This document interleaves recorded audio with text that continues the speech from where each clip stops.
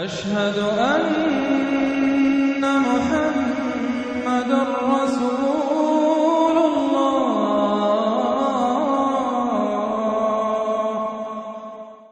اعوذ باللہ من الشیطان الرجیم، بسم اللہ الرحمن الرحیم۔ سبح للہ ما فی السماوات والارض وهو العزیز الحکیم۔ لہ ملک السماوات والارض یحیی ویمیت وہو علی کل شیء قدیر۔ هو الاول والآخر والظاہر والباطن وهو بكل شیء علیم۔ صدق اللہ العظیم۔ رب اشرح لی صدری ویسر لی امری واحلل عقدۃ من لسانی یفقہوا قولی۔ اللہم ربنا الہمنا رشدنا واعذنا من شرور انفسنا۔ اللہم ارنا الحق حقا وارزقنا اتباعہ وارنا الباطل باطلا وارزقنا اجتنابہ۔ اللہم وفقنا لما تحب وترضى وتقبل منا فإنك خیر المتقبلین۔ اللہم ارحمنا بالقرآن العظیم واجعلہ لنا اماما ونورا وہدی ورحمہ۔ اللہم ذکرنا منہ ما نسینا وعلمنا منہ ما جہلنا وارزقنا تلاوتہ آناء اللیل واطراف النہار واجعلہ لنا حجتا یا رب العالمین، آمین۔ سورہ حدید سے قرآن حکیم میں جو مکی اور مدنی صورتوں کے 7 گروپ ہیں، ان میں سے چھٹے گروپ کی مدنی صورتوں کا آغاز ہو رہا ہے۔ یہ مقام اس اعتبار سے بہت اہم ہے کہ ایک تو یہ کہ پورے قرآن مجید میں تعداد کے اعتبار سے مدنی صورتوں کا یہ سب سے بڑا گلدستہ ہے۔ سورہ حدید سے شروع ہو کر جو 27ویں پارے کی آخری صورت ہے، پھر سورہ تحریم تک کہ جو 28ویں پارے کی آخری صورت ہے، یہ مسلسل صورتیں ہیں 10۔ اگرچہ حجم کے اعتبار سے یہ زیادہ نہیں ہے، 1.25 پارے سے بھی کم، لیکن صورتوں کی تعداد کے اعتبار سے یہ مدنی صورتوں کا سب سے بڑا گلدستہ ہے قرآن حکیم میں۔ اس لیے کہ ذہن میں تازہ کر لیجئے، پہلے سورہ بقرہ، آل عمران، سورہ نساء، سورہ مائدہ، اگرچہ 6.25 پارے لیکن صورتیں تو 4 ہی تھیں۔ پھر سورہ انفال، سورہ توبہ 2 صورتیں، پھر سورہ نور 1 صورت، پھر سورہ احزاب 1 صورت، پھر 3 صورتیں سورہ محمد صلی اللہ علیہ وسلم، سورہ فتح اور سورہ حجرات۔ یہ 10 صورتیں۔ دوسری نمایاں بات ان کی یہ ہے کہ ان میں سے 5 صورتیں وہ ہیں جن کا آغاز ہوتا ہے سبح للہ یا یسبح للہ کے الفاظ سے۔ تسبیح کرتی ہے اللہ کی ہر شے جو آسمانوں میں ہے اور ہر شے جو زمین میں ہے، اور یہ تسبیح کا ذکر فعل ماضی میں بھی ہے، فعل مضارع میں بھی ہے، اور فعل مضارع عربی زبان میں حال اور مستقبل دونوں کو کور کرتا ہے۔ تو گویا کہ زمان و مکان کا پورا احاطہ ہو گیا کہ جو کچھ آسمانوں میں ہے اور جو کچھ زمین میں ہے وہ اللہ کی تسبیح بیان کر رہا ہے، ہمیشہ سے اب بھی کر رہا ہے اور ہمیشہ کرے گا۔ ان صورتوں کا ایک خصوصی پھر نام ہے، ان میں سے المسبحات، وہ صورتیں کہ جو تسبیح باری تعالیٰ کے ذکر سے شروع ہوتی ہیں۔ اس میں شامل کرتے ہیں بعض لوگ سورۃ الاعلیٰ کو بھی، سبح اسم ربک الاعلیٰ، لیکن وہاں وہ حکم کی صورت میں ہے۔ یہ مسبحات جو ہیں اس گروپ میں ان کی خصوصی شان ہے۔ تیسری بات جو کہ مضامین کے اعتبار سے ہے، بلکہ زمانہ نزول کے اعتبار سے پہلے سمجھ لیجئے۔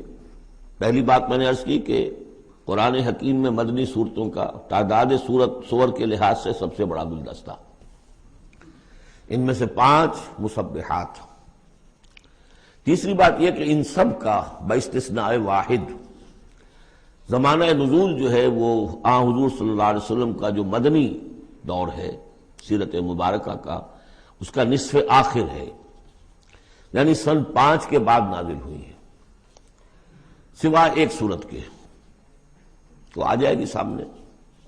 باقی جو 9 صورتیں یہ سب کی سب بات کی۔ اس سے جو متعلق بنتی ہے بات وہ یہ ہے کہ اس زمانے میں مسلمانوں میں جوش جہاد، ذوق شہادت، جذبہ انفاق، بحیثیت مجموعی اس میں کچھ کمی آ گئی تھی۔ یہ کمی میں پہلے بھی اشارہ کر چکا ہوں کہ معاذ اللہ اس اعتبار سے نہیں ہوئی کہ سابقون الاولون کے ذوق میں اور شوق میں اور جذبے میں کمی آ گئی، لیکن چونکہ تعداد بڑھی مسلمانوں کی، اور اب اکثریت ان لوگوں کی تھی کہ جو ایمان لائے ہیں ہجرت کے بعد، ان کی اس طرح کی تربیت تو نہیں ہوئی جیسے کہ مکے والوں کی ہوئی تھی 12 برس تک۔ اس اعتبار سے اوسط جب نکالیں گے تو اوسط کے اعتبار سے یقیناً ادھر کچھ اب اضمحلال کے آثار تھے۔ یہ آیت سورہ انفال میں بھی آ چکی ہے، الآن فیکم ضعف، اب تمہارے اندر کچھ کمزوری آ گئی ہے۔ پہلے تم ایک مومن 10 کافروں پر بھاری ہو سکتا تھا، اب ہم ایک کے مقابلے میں 2 پر فتح دیں گے۔ یہ بات سورہ انفال میں آ چکی ہے، لیکن یہاں خاص طور پر نوٹ کیجئے کہ ان تمام صورتوں کے پس منظر میں وہ اضمحلال ہے۔ نتیجہ یہ ہے کہ ان تمام صورتوں میں مسلمانوں کو جیسے کہ جھنجھوڑا جا رہا ہے، تمہیں کیا ہو گیا؟ سورہ صف میں آپ دیکھیں گے، یا ایھا الذین آمنوا لم تقولون ما لا تفعلون، کیا ہو گیا تمہیں؟ کیوں کہتے ہو جو کرتے نہیں ہو؟ اسی سورہ حدید میں آئے گا، وما لکم لا تؤمنون باللہ، تمہیں کیا ہو گیا؟ اللہ پر ایمان پختہ کیوں نہیں رکھتے؟ وما لکم الا تنفقوا فی سبیل اللہ، تمہیں کیا ہو گیا ہے؟ اللہ کے راہ میں خرچ کیوں نہیں کرتے؟ اسی طرح سورہ جمعہ میں وَإِذَا رَأَوْا تِجَارَةً أَوْ لَهْوًا انفضوا إِلَيْهَا وَتَرَكُوكَ قَائِمًا، تو گرفت کا پہلو ہے، پکڑ کا، اور جھنجوڑا جا رہا ہے۔ اس میں یقیناً روح سخن منافقین کی طرف بھی ہے، لیکن بحیثیت مجموع ان صورتوں میں جو اصل خطاب ہے وہ منافقین سے نہیں ہے۔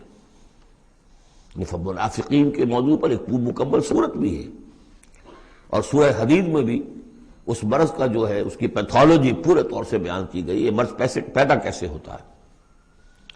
لیکن یہ ہے کہ عام طور پر جو روح سخن ہے وہ ضعفاء کی طرف ہے، کمزور مسلمان، منافق نہیں، یعنی جن کا ایمان اتنا قوی نہیں ہے کہ ہر چہ بعد آباد۔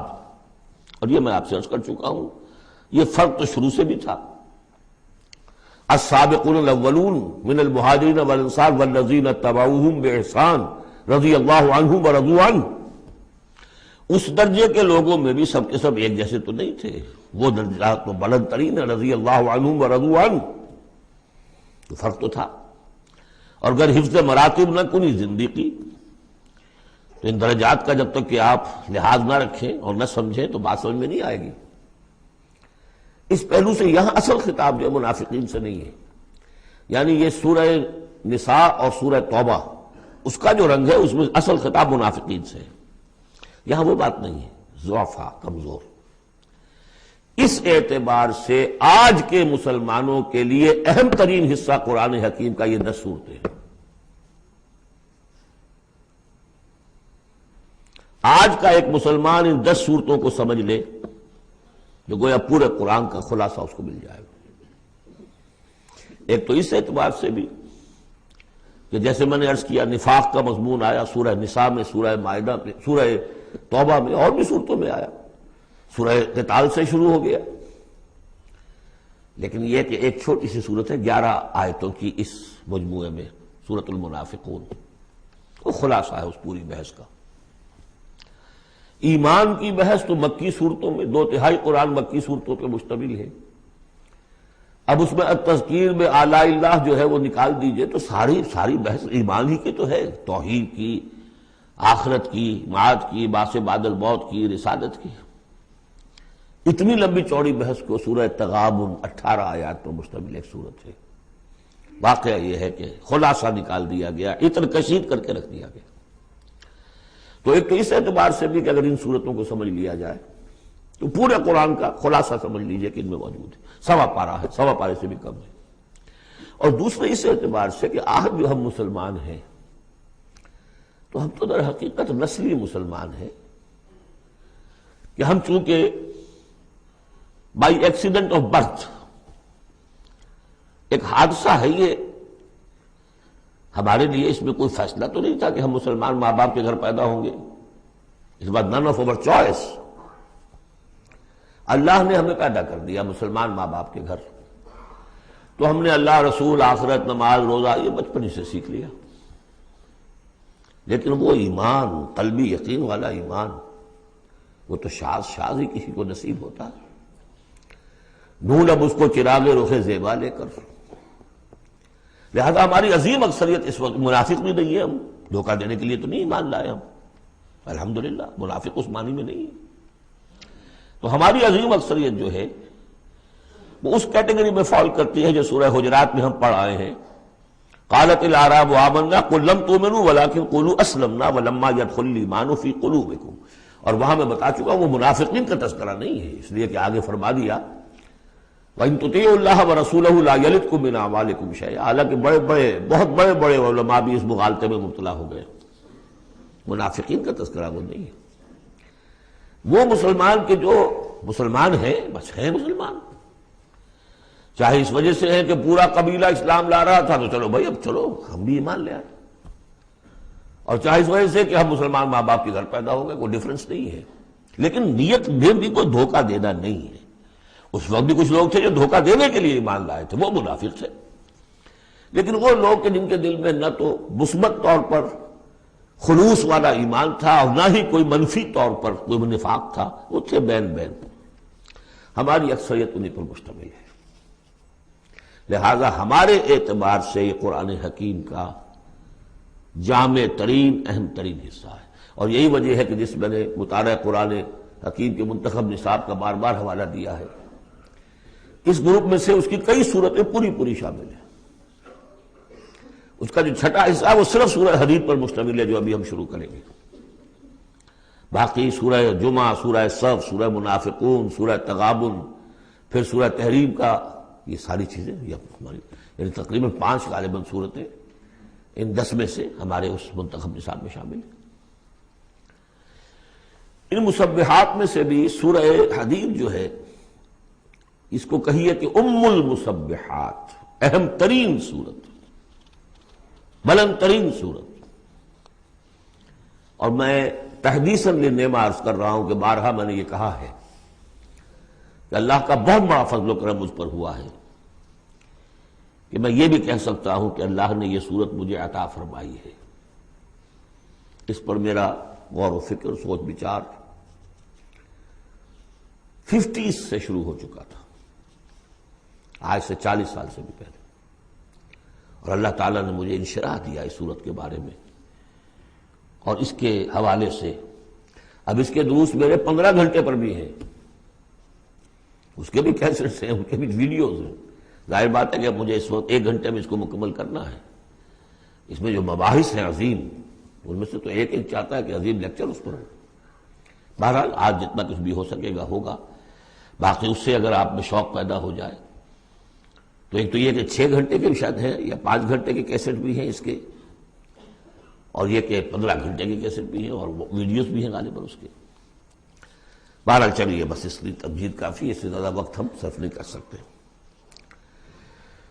سبح للہ ما فی السماوات والارض، تسبیح کرتی ہے اللہ کی ہر وہ شے جو آسمان میں ہے اور زمین میں ہے، وہو العزیز الحکیم، اور وہ زبردست ہے کمال حکمت والا۔ آگے چل کر دیکھیے گا کہ اس میں پھر اضافہ ہوگا، سبح للہ ما فی السماوات وما فی الارض، اور ایمفیسس، پھر آئے گا یسبح للہ ما فی السماوات والارض، پھر آئے گا یسبح للہ ما فی السماوات وما فی الارض۔ تو یہ مضمون جو ہے ان صورتوں کا بہت اہم ہے۔ یہ تسبیح سے مراد کیا ہے؟ ایک تسبیح تو وہ ہے کہ جو ہماری سمجھ میں آتی ہے، میں نے پہلے بھی عرض کیا تھا کہ تصویر کوئی ہو تو وہ مصور کے کمال فن یا اناڑی پن کا گویا کہ اپنے زبان سے اظہار کر رہی ہے۔ آپ دیکھتے کہتے ہیں کسی اناڑی کی بنائی ہوئی تصویر ہے، یہ آپ کہنے صاحب کسی بڑے ماہر فن مصور نے بنایا. گویا کہ تصویر اپنے مصور کے کمال فن یا اس کی عدم مہارت پر دلالت کر رہی ہے. اگر کمال فن پر کر رہی ہے تو گویا کہ زبان حال سے وہ تصویر اپنے مصور کی تعریف کر رہی ہے. اس معنی میں کائنات کا ذرہ ذرہ اپنے وجود سے گواہی دے رہا ہے میرا پیدا کرنے والا، میرا صانع، میرا خالق، میرا باری، میرا مصور ہر عیب سے پاک ہے، ہر نقص سے پاک ہے، ایک ہستی کامل ہے، اس کے علم میں، اس کی قدرت میں، اس کی حکمت میں کہیں کوئی کمی نہیں. یہ تسبیح حالی ہے زبان حال سے. اور جیسے کہ سورہ بنی اسرائیل میں ہم دیکھ آئے ہیں، یہ بھی ہو سکتا ہے کہ اللہ نے ہر ایک شے کو زبان دی ہو. سورہ حامیم سجدہ میں بھی الفاظ آئے، ہمارے ہاتھ پاؤں کہیں گے الیوم انطقنا اللہ الذی انطق کل شیء. آج ہمیں اس اللہ نے زبان دے دی، اس نے ہر شے کو زبان دی ہے، تو ہر شے کی بھی زبان ہو سکتی ہے. اور سورہ بنی اسرائیل میں تھا وَإِن مِّن شَيْءٍ إِلَّا يُسَبِّحُ بِحَمْدِهِ وَلَٰكِن لَّا تَفْقَهُونَ تَسْبِيحَهُمْ. تو زبان حال والی تسبیح تو ہماری سمجھ میں آ رہی ہے، ہو سکتا ہے اور معلوم ہوتا ہے کہ وہ ہے ایک کوئی دوسرا پہلو بھی جو ہماری سمجھ سے بالا تر ہے. وَهُوَ الْعَزِيزُ الْحَكِيمُ. یہ دو اسماء اللہ تعالیٰ کے بار بار آئے ہیں، بہت مرتبہ آئے ہیں، اور ان صورتوں میں خاص طور پر آپ دیکھیں گے بہت تکرار ہوگی ان کی. اس کی وجہ کیا ہے کہ ایک تو یہ کہ یہ دو اسماء جو ہیں اس اعتبار سے ان کا جوڑا جو ہے معنوی اعتبار سے بہت اہم ہے. العزیز وہ ہستی کہ جس کا اختیار مطلق ہے، لیکن ہمارا تصور یہ ہے کہ جہاں اختیار زیادہ آ جاتا ہے کرپشن آ جاتی ہے. چنانچہ پولیٹیکل سائنس کا تو ایکسیم ہے، یہ فارمولا ہے، authority tends to corrupt and absolute authority corrupts absolutely. لہذا ساری جو کوشش ہوتی ہے دستور بنایا جاتا ہے چیکس اینڈ بیلنسز. جہاں اختیار ہے وہاں پہ کوئی چیکس اینڈ بیلنسز بھی ہونے چاہیے. اللہ پر کوئی چیک اینڈ بیلنس ہو ہی نہیں سکتا، کس کا ہوگا؟ تو وہ اختیار مطلق العزیز، اس کو بیلنس جو شے کر رہی وہ الحکیم بھی ہے، اس کی حکمت بھی کامل ہے. اس کا کوئی فعل، اس کا کوئی فیصلہ، اس کا کوئی عمل حکمت سے خالی نہیں. یہ دونوں گویا کہ ایک دوسرے کے ساتھ ہے، العزیز الحکیم. لہو ملک السماوات والارض. کیونکہ اس سورہ مبارکہ میں خاص طور پر دین ایک دین کی حیثیت سے کہ جس میں ایک نظام، پورا نظام زندگی آئے اور حکومت بھی اس کے اندر شامل ہو، اللہ کی حکومت، لہذا یہ شانیں جو ہے خاص طور پر نمایاں کی جائیں گی. لہو ملک السماوات والارض، اس کے لیے ہے آسمانوں اور زمین کی بادشاہی. یحیی و یمیت، وہی زندہ رکھتا ہے وہی مارتا ہے. وَهُوَ عَلَىٰ كُلِّ شَيْءٍ قَدِيرٌ، وہ ہر چیز پر قادر ہے. اس سورہ مبارکہ کی پہلی 6 آیات میں اللہ تعالیٰ کے اسماء و صفات کا جو ذکر ہو رہا ہے وہ پورے قرآن میں اس اعتبار سے منفرد ہے کہ بلند ترین سطح پر انتہائی جامعیت کے ساتھ فلسفے اور منطق کی بلند ترین سطح پر ہے. لیکن میرے پاس وقت نہیں ہے کہ میں تفصیل میں جا سکوں. تیسری آیت اس کی وہ ہے جس کے بارے میں نے آپ کو پہلے سنایا تھا، امام راضی کا قول کہ آ کر کھڑے ہو گئے اس مقام پر جیسے کہ خوف زدہ ہو انسان، دہشت زدہ. هو الاول والآخر والظاہر والباطن وهو بكل شيء علیم.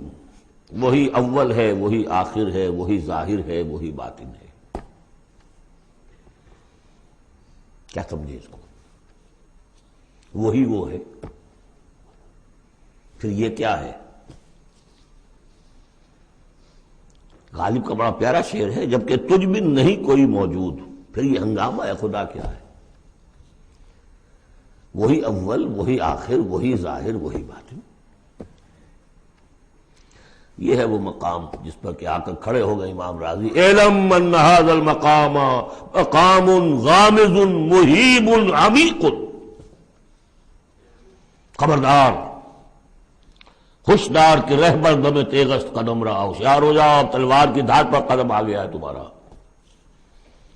یہ ہے وہ مسئلہ کہ جس کو ہمارے بعض صوفیہ وحدت الوجود سے تعبیر کرتے ہیں، لیکن یہ فلسفے کا مشکل ترین مسئلہ ہے۔ وحدت وجود کی ایک تعبیر وہ بھی ہے جو کفر ہے، شرک ہے، اموست، جس کے کفر اور شرک ہونے میں کسی کو اختلاف نہیں، لیکن یہ کہ یہ عام لوگوں کی سمجھ میں آنے والی بات ہے نہیں۔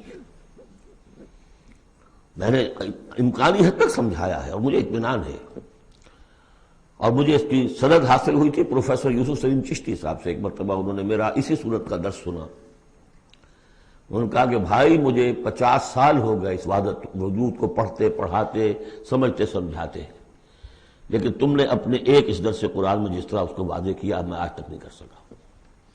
یہ الفاظ تھے پروفیسر یوسف سلیم چشتی صاحب کے۔ بہرحال اب اس میں یوں سمجھ دیجئے یہ کائنات حادث ہے، ہم جانتے ہیں کہ حادث ہے، ہمیشہ سے تو نہیں ہے۔ پہلے کون تھا؟ اللہ تھا۔ تو کائنات کا آغاز کہاں سے ہوا؟ اللہ سے۔ پھر ہم پڑھائے ہیں کل من علیہا فان ویبقی وجہ ربک ذو الجلال والاکرام، ایک وقت آئے گا کچھ نہیں رہے گا، وجہ ربک ذو الجلال والاکرام رہ جائے گا۔ تو آخر کون ہوا؟ اللہ۔ اب یہ اول و آخر کے مابین جو ہے اس کا ظاہر بھی وہ ہے، باطن بھی وہ ہے۔ یہ بہت مشکل مسئلہ ہے، لیکن یہ کہ اس کو ایک حدیث نے عام لوگوں کے لیے آسان کر دیا ہے۔ حضور یہ دعا کرتے تھے، اے اللہ انت الاول فلیس قبلک شیء، تو وہ پہلا ہے کہ جس سے پہلے کوئی شے نہیں تھی، وانت الآخر فلیس بعدک شیء، تو وہ آخر ہے کہ تیرے بعد کچھ نہیں، وانت الظاہر فلیس فوقک شیء، تو سے اوپر کوئی شے نہیں، وانت الباطن فلیس دونک شیء۔ بہرحال اس کو اسی حد تک اس وقت رکھیے، جن کو زیادہ شوق ہو جائے وہ پھر میرے وہ تفصیلی کیسٹس کی طرف رجوع کریں۔ هو الاول والآخر والظاہر والباطن وهو بكل شيء علیم، وہ ہر چیز کا علم رکھتا ہے۔ اب تو واضح ہو گیا ہے ہی وہ۔ اس سے پہلے ہم پڑھا تھے نحن اقرب الیہ من حبل الورید،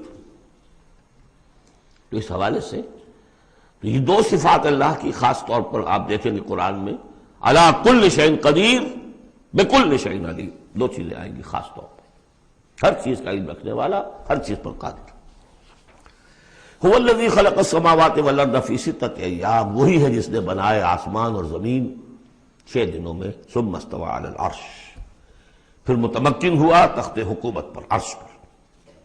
یعلم ما یلج فی الارض، یہ پہلے بھی آیت آ چکی ہے سورہ فاطر میں غالباً یا سورہ سبا میں۔ وہ جانتا ہے جو کچھ کے داخل ہوتا ہے زمین میں، وما یخرج منہا، جو کچھ نکلتا ہے اس سے، وما ینزل من السماء، اور جو کچھ اترتا ہے آسمان سے، وما یعرج فیہا، اور جو چڑھتا ہے اس میں، وہو معکم، ویسے پانی بھی اترتا ہے، بخارات بھی چڑھتے ہیں، فرشتے اترتے ہیں احکام خداوندی لے کر، اور پھر وہ چڑھتے ہیں، یا تو انسانوں کی جانیں لے کر بھی چڑھ رہے ہوتے ہیں، یا یہ کہ جو بھی یہاں پر ہو رہا ہے اس کی رپورٹس لے کر چڑھتے ہیں۔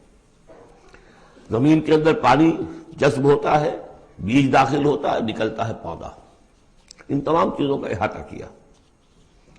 وَهُوَ مَعَكُمْ أَيْنَمَا كُنْتُمْ، تم جہاں کہیں بھی ہوتے ہو وہ تمہارے ساتھ ہوتا ہے۔ وَاللَّهُ بِمَا تَعْمَلُونَ بَصِيرٌ، اللہ تعالیٰ جو کچھ تم کر رہے ہو اسے دیکھ رہا ہے، خود چشمدید گواہ ہے۔ پھر دیکھیے لَهُ مُلْكُ السَّمَاوَاتِ وَالْأَرْضِ، توحید کا یہ تقاضا کہ بادشاہی اسی کی ہو، ایک عقیدے کی توحید ہے بس، یہ کہ بادشاہی اسی کی ہو، لَهُ مُلْكُ السَّمَاوَاتِ، آسمان اور زمین کی بادشاہی اسی کی ہے۔ وَإِلَى اللَّهِ تُرْجَعُ الْأُمُورُ، تمام معاملات اسی کی طرف لوٹا دیے جائیں گے۔ یولج اللیل فی النہار ویولج النہار فی اللیل، وہ پرو لاتا ہے رات کو دن میں اور پرو لاتا ہے دن کو رات میں، یہ مضمون بھی کئی مرتبہ آ چکا ہے۔ وَهُوَ عَلِيمٌ بِذَاتِ الصُّدُورِ، علم کو دیکھیے کتنی مرتبہ دہرایا ہے، بِكُلِّ شَيْءٍ عَلِيمٌ، يَعْلَمُ مَا يَلِجُ فِي الْأَرْضِ وَمَا يَخْرُجُ مِنْهَا وَمَا يَنزِلُ مِنَ السَّمَاءِ وَمَا يَعْرُجُ فِيهَا، اور یہاں ہوا علیم بذات الصدور، سینوں کے اندر جو کچھ ہے اس کو بھی جانتا ہے۔ یہ 6 آیات ہیں، یہ پہلا حصہ ہے سورۃ مبارکہ کا، اور یہ شاندار تمہید بنی، آگاہ ہو جاؤ کس کا کلام پڑھ رہے ہو، کس سے ہم کلام ہو، ہوشدار کہ رہ بردم تیغست قدم را۔ اب دیکھیے دو آیتوں میں اللہ تعالی کے، بلکہ ایک آیت میں جو تقاضا ہے، یہ تو اللہ ہے، ایسا ہے، اسی کی بادشاہی ہے، وہ سب جانتا ہے، وہ ہر چیز پر قدیر ہے، یہ سب کیا ہے؟ نیریٹو ہے، اور یہ ہے توحید فی العقیدہ۔ اس کا تقاضا کیا ہے؟ آمنوا باللہ ورسولہ وانفقوا مما جعلکم مستخلفین فیہ فالذین آمنوا منکم وانفقوا لہم اجر کبیر۔ دو لفظوں میں تقاضا آیا، ایمان لاؤ اللہ پر اور اس کے رسول پر، اور خرچ کر دو ان سب میں سے جس میں اس نے تمہیں خلافت عطا کی ہے۔ سب سے پہلی خلافت تمہیں عطا کی اس جسم میں، اسے اللہ کے لیے لگاؤ۔ ذہانت، فطانت، طلاقت لسانی، جو دیا ہے، پیسہ دیا ہے، مال دیا، اولاد دی ہے، سب کو اللہ کی راہ میں لگاؤ۔ یہ نفق کا لفظ پیسے کے خرچ کے لیے بھی آتا ہے، جان کے خرچ کے لیے بھی آتا ہے۔ نفقت الدراہم، پیسے ختم ہو گئے۔ نفق الفرس، گھوڑا مر گیا، تو نفق کا لفظ دونوں کے لیے آتا ہے۔ تو انفقوا مما جعلکم مستخلفین فی، جس چیز میں تمہیں استخلاف عطا کیا ہے لگاؤ، خرچ کرو، صرف کر دو۔ یہ دو تقاضے ہیں۔ اصل میں یوں سمجھیے کہ جو سورہ حجرات میں دو تقاضے آئے تھے، آمنوا باللہ ورسولہ، سورہ حجرات میں آئے تھے انما المؤمنون الذین آمنوا باللہ ورسولہ ثم لم یرتابوا وجاہدوا باموالہم وانفسہم فی سبیل اللہ۔ حقیقی مومن تو صرف وہ ہے جو ایمان لائے اللہ پر، اس کے رسول پر، پھر شک میں بالکل نہیں پڑے، اور انہوں نے جہاد کیا اللہ کی راہ میں اور کھپا دیے جان بھی اور مال بھی، وہی سچے ہیں۔ یہاں پر دو ہیں، ان میں دونوں میں ایک سے تو مشترک ہو گئی، آمنوا باللہ ورسولہ، ایمان لاؤ اللہ پر، اس کے رسول پر، جیسے کہ ایمان کا حق ہے۔ وانفقوا، اور خرچ کر دو۔ انفاق مال، انفاق نفس، بذل نفس، دونوں چیزیں آ جائیں گی۔ مما جعلکم مستخلفین فیہ، اب اگر یہ دو کام کر دو تو تمہارے وارے نیارے ہیں، تم کامیاب ہو۔ فالذین آمنوا منکم وانفقوا لہم اجر کبیر، تو جو تم میں سے یہ دو تقاضے پورے کر دیں، ایمان لائیں جیسے کہ ایمان کا حق ہے، یقین والا ایمان، اور انفاق کر دیں، خرچ کر دیں، لگا دیں، کھپا دیں، اپنے آپ کو بھی اور اپنی تمام جو بھی کچھ اپنی ملکیت ہے، جو ساز و سامان ہے، لہم اجر کبیر۔ اب دیکھیے نظم، دیکھیے اب دو آیتوں میں وہ ڈانٹ کا، ڈپٹ کا، زجر کا معاملہ ہو رہا ہے۔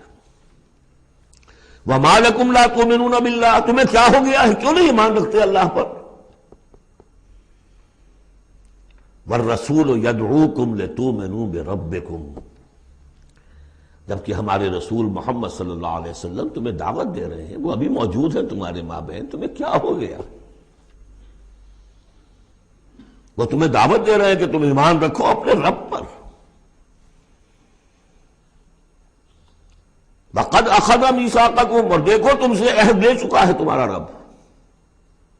اگر تم ایمان کا دعویٰ کرتے ہو تو عہد در عہد، ایک عہد تو تم لے کر آئے تھے، کر کے آئے تھے، أَلَسْتُ بِرَبِّكُمْ قَالُوا بَلَىٰ، پھر ایک عہد تم نے کیا سَمِعْنَا وَأَطَعْنَا، پھر تم نے عہد کیا ان اللہ اشترى من المؤمنین انفسهم واموالهم بان لهم الجنہ، بیع و شرح ہو چکی ہے۔ وقد اخذ میثاقکم، وہ تم سے عہد لے چکا ہے، ان کنتم مؤمنین، اگر تم حقیقتاً مومن ہو، دعویٰ تو کر رہے ہو ایمان کا۔ ساتھ ہی اب راستہ بتا دیا، اگر تم اپنی گریبان میں جھانکو اور محسوس کرو کہ وہ یقین والا ایمان تو نہیں ہے، اندر تو کچھ خلاصہ ہے، اللہ کرے کہ ہمیں اس کا احساس ہو جائے، اپنی گریبانوں میں جھانکیں۔ اسلام تو ہے، اللہ کا شکر ہے، جو یہاں آئے ہوئے ہیں، دور دور سے آئے ہوئے ہیں، تو اسلام تو ہے، روزہ نماز تو ہے، لیکن اپنے اندر جھانکے وہ ایمان، یقین والا ایمان۔ اگر احساس ہو جائے کہ نہیں ہے تو معلوم ہونا چاہیے کہاں سے ملے گا یہ۔ هو الذی ينزل على عبده آیات بینات لیخرجکم من الظلمات الى النور وہی تو ہے جو اپنے رب اپنے بندے پر صلی اللہ علیہ وسلم یہ آیات بینات نازل کر رہا ہے تاکہ نکالے تمہیں اندھیروں سے روشنی کی طرف۔ گویا کہ ایمان حقیقی، یقین والے ایمان کا منبع، سرچشمہ، اس کی سورس یہ ہے اللہ کی کتاب۔ اسے پڑھو، سمجھ کر پڑھو، تدبر کرو، غور و فکر کرو، محسوس کرو گے کہ تمہارے اندر ایک ہلچل ہے، تمہاری فطرت کے تار، یہ قرآن چھیڑے گا انہیں۔ نغمے بیتاب ہے تاروں سے نکلنے کے لیے، ایک ذرا چھیڑ تو دے زخمہ مضراب حیات، اور اس سے خود تمہارے اندر سے ابھر کر ایمان اندر سے ابھرے گا۔ تمہارے اندر ہے، سویا ہوا ہے، تمہاری روح میں ہے، ڈورمنٹ ہے، صرف ایکٹیویٹ کرنے کی بات ہے، اور یہ آیات قرآنیہ انہیں ایکٹیویٹ کرتی ہیں۔ هو الذی ينزل على عبده آیات بینات لیخرجکم من الظلمات الى النور وان اللہ بکم لرؤوف رحیم، اور یقیناً اللہ تمہارے حق میں بہت رؤوف اور رحیم ہے۔ اب آپ نے دیکھ لیا سورس جو ہے اس ایمان کا وہ کیا ہے، قرآن۔ سورہ شورى میں ہم دیکھ آئے ہیں خود حضور کو کہاں سے ملا، وَكَذَلِكَ أَوْحَيْنَا إِلَيْكَ رُوحًا مِّنْ أَمْرِنَا مَا كُنْتَ تَدْرِي مَا الْكِتَابُ وَلَا الْإِيمَانُ وَلَكِنْ جَعَلْنَاهُ نُورًا نَهْدِي بِهِ مَن نَّشَاءُ مِنْ عِبَادِنَا۔ اے نبی، آپ کو تو معلوم نہیں تھا کتاب کسے کہتے ہیں، شریعت کسے کہتے ہیں، نہ آپ تورات سے واقف، نہ آپ انجیل سے واقف، آپ تو مکے کے امیین میں سے تھے۔ ایمان کسے کہتے ہیں؟ وَلَكِنْ جَعَلْنَاهُ، اس قرآن کو ہم نے نور بنا کر آپ پر اتارا ہے۔ وہ ایمان جو ہے اب آپ کا باطن اس سے جگمگا اٹھا ہے، اب آپ جو ہے گویا کہ اب روشنی کا مینار ہیں، اب آپ ہدایت دیں گے سیدھے راستے کی طرف۔ اسی کو مولانا ظفر علی خان نے کہا ہے بہت خوبصورتی لیکن بہت سادگی سے، وہ جنس نہیں ایمان جسے لے آئیں دکانیں فلسفہ سے، ڈھونڈے سے ملے گی عاقل کو یہ قرآن کے سپاہ۔ اچھا، ایک بات تو ہو گئی کہ تم ایمان کیوں نہیں، تمہارا پختہ کیوں نہیں ہے، یہ دلمل یقین ایمان کیوں لیے پھر رہے ہو، یہ شکوک و شبہات کے کانٹے جس میں چبھے ہوئے ہیں اس ایمان کے ساتھ گزارا کیوں کر رہے ہو؟ اگر اس میں کمی ہے تو پہلے اس کمی کو پورا کرو، چھوڑ دو دھندے، کچھ دن نکال لو، ایک سال نکال لو اپنی زندگی میں سے کہ کم سے کم اتنی عربی سیکھ لیں کہ یہ قرآن ہمارے دلوں کے تاروں کو چھیڑ سکے۔ وہ اسی وقت ہوگا تیرے ضمیر پہ جب تک نہ ہو نزول کتاب، گرہ کشا ہے درازی نہ صاحب کشاف۔ انسپیریشن قرآن سے ترجمے سے نہیں مل سکتی، ناممکن ہے۔ مفہوم سمجھ لیں گے، دماغ میں کچھ چیزیں آ جائیں گی، لیکن وہ جو قلب کو متحرک کرنا ہے، اس کو انسپائر کرنا ہے، وہ اسی وقت ہوگا۔ اب دوسری ڈانٹ، وَمَا لَكُمْ أَلَّا تُنْفِقُوا فِي سَبِيلِ اللَّهِ، تمہیں کیا ہو گیا، خرچ کیوں نہیں کرتے اللہ کی راہ میں؟ وَلِلَّهِ مِيرَاثُ السَّمَاوَاتِ وَالْأَرْضِ، آسمان اور زمین کی ساری وراثت تو بالآخر اللہ ہی کے لیے رہ جائے گی، تمہارے پاس رہ جائیں گے یہ محل، یہ کوٹھیاں، یہ فیکٹریاں، تم آج ہو کل نہیں ہوگے، جو اگلے ہوں گے وہ بھی پھر نہیں ہوں گے، کائنات تو اسی کی ہے، وارث وہی ہے، الوارث وہی تو ہے، اور تم سینت سینت کے رکھ رہے ہو۔ وَمَا لَكُمْ أَلَّا تُنْفِقُوا فِي سَبِيلِ اللَّهِ، اور انفاق میں نوٹ کر لیجیے، میں بتا چکا ہوں کہ انفاق کے اندر انفاق مال بھی ہے، انفاق نفس بھی ہے، بذل نفس، جان کھپانا، وہ واضح ہو جائے گا۔ وَلِلَّهِ مِيرَاثُ السَّمَاوَاتِ وَالْأَرْضِ لَا يَسْتَوِي مِنْكُمْ مَنْ أَنْفَقَ مِنْ قَبْلِ الْفَتْحِ وَقَاتَلَ، برابر نہیں ہے تم میں سے وہ جنہوں نے انفاق کیا اور قتال کیا فتح سے پہلے، قتال آ گیا، جان کھپانے کے لیے میدان میں آئے۔ انفاق جو کہا تھا آیت نمبر 7 میں، وہ صرف مال کا نہیں، جان کا بھی ہے، اور انفاق کے جان جو ہے اس کا سب سے بڑا موقع کیا ہے؟ جنگ، جہاں آپ نقد جان ہتھیلی پر رکھ کر حاضر ہوتے۔ وہ تو اگر جان بچ جائے تو گویا کہ بونس ہے، ورنہ جو جاتا ہے جنگ میں وہ پورا رسک لے کر جاتا ہے۔ اب یہاں بات یہ بتائی گئی کہ جو فتح سے پہلے ایمان لائے تھے جبکہ اسلام کمزور تھا اور انہوں نے قتال کیا اس وقت جبکہ مسلمانوں کی طاقت بہت کم تھی، ان کا درجہ اولئک اعظم درجۃ من الذین آمنوا من الذین انفقوا من بعد وقاتلوا، ان کا بہت اونچا درجہ ہے، بہت عظیم درجہ ہے ان لوگوں کے مقابلے میں کہ جنہوں نے انفاق کیا اور قتال کیا فتح کے بعد۔ وَكُلًّا وَعَدَ اللَّهُ الْحُسْنَىٰ، اب فتح کے بعد سے صاف ظاہر ہو رہا ہے کہ یہ صورت کم سے کم سن 6 کے بعد نازل ہوئی ہے، اس لیے کہ فتح تو پہلی جو ہے وہ سن 6 میں صلح حدیبیہ کی شکل میں حاصل ہوئی ہے، اِنَّا فَتَحْنَا لَكَ فَتْحًا مُبِينًا، اور پھر جو ظاہری فتح تھی وہ تو فتح مکہ ہے، وہ سن 8 میں ہے۔ یہاں فرمایا جا رہا ہے جن لوگوں نے قتال کیا انفاق کیا فتح سے پہلے ان کا درجہ بہت بلند ہے ان سے جنہوں نے انفاق کیا اور قتال کیا بعد میں، اگرچہ کُلًّا وَعَدَ اللَّهُ الْحُسْنَىٰ، سب سے اللہ کا وعدہ ہے بہت اچھا، وَاللَّهُ بِمَا تَعْمَلُونَ خبیر، اور جو کچھ تم کر رہے ہو اللہ اس سے باخبر ہے۔ اب آئی پکار، اس کو اب کھلے دل سے بیدار دل سے سنیے۔ میرا خالق آپ کا خالق، میرا مالک آپ کا مالک، اس کائنات کا مالک، من ذا الذی یقرض اللہ قرضا حسنا، کون ہے وہ جو اللہ کو قرض حسنا دے؟ ہے ہمت دینے کی؟ من ذا الذی یقرض اللہ قرضا حسنا فیضاعفہ لہ، اللہ اس کے لیے اسے دگنا بھی کرتا رہے گا، وَلَهُ أَجْرٌ عَظِيمٌ، اور ان کے لیے بہت بڑا اجر بھی ہوگا۔ لگاؤ اپنی مال اللہ کے راہ میں، لگاؤ اور کھپاؤ، اپنی جانیں اللہ کی راہ میں لگاؤ اور کھپاؤ، اور جان لیجئے کہ جان کا کھپنا اور مال کا کھپنا ایک یہ کہ شہادت یا موت سے پہلے تو برابر چیز ہے۔ آپ اپنی جان کی قوت، صلاحیت، ذہانت، فطانت یہ خرچ کرتے ہیں تو مال کماتے ہیں نا، اور مال آپ کے پاس ہو تو آپ جس کو چاہیں امپلائے کر لیں، ذہانت، صلاحیت، فطانت سب آپ خرید سکتے ہیں پیسے سے۔ تو اگر کسی نے وقت لگایا ہے تو مال لگایا ہے، ٹائم از منی، اپنی جان کما رہا ہے تو وہ مال لگا رہا ہے، اس لیے کہ اسی جان کو کما کر وہ مال کما سکتا تھا۔ اس لیے انفاق جان، انفاق ہے مال، یہ ایک شے۔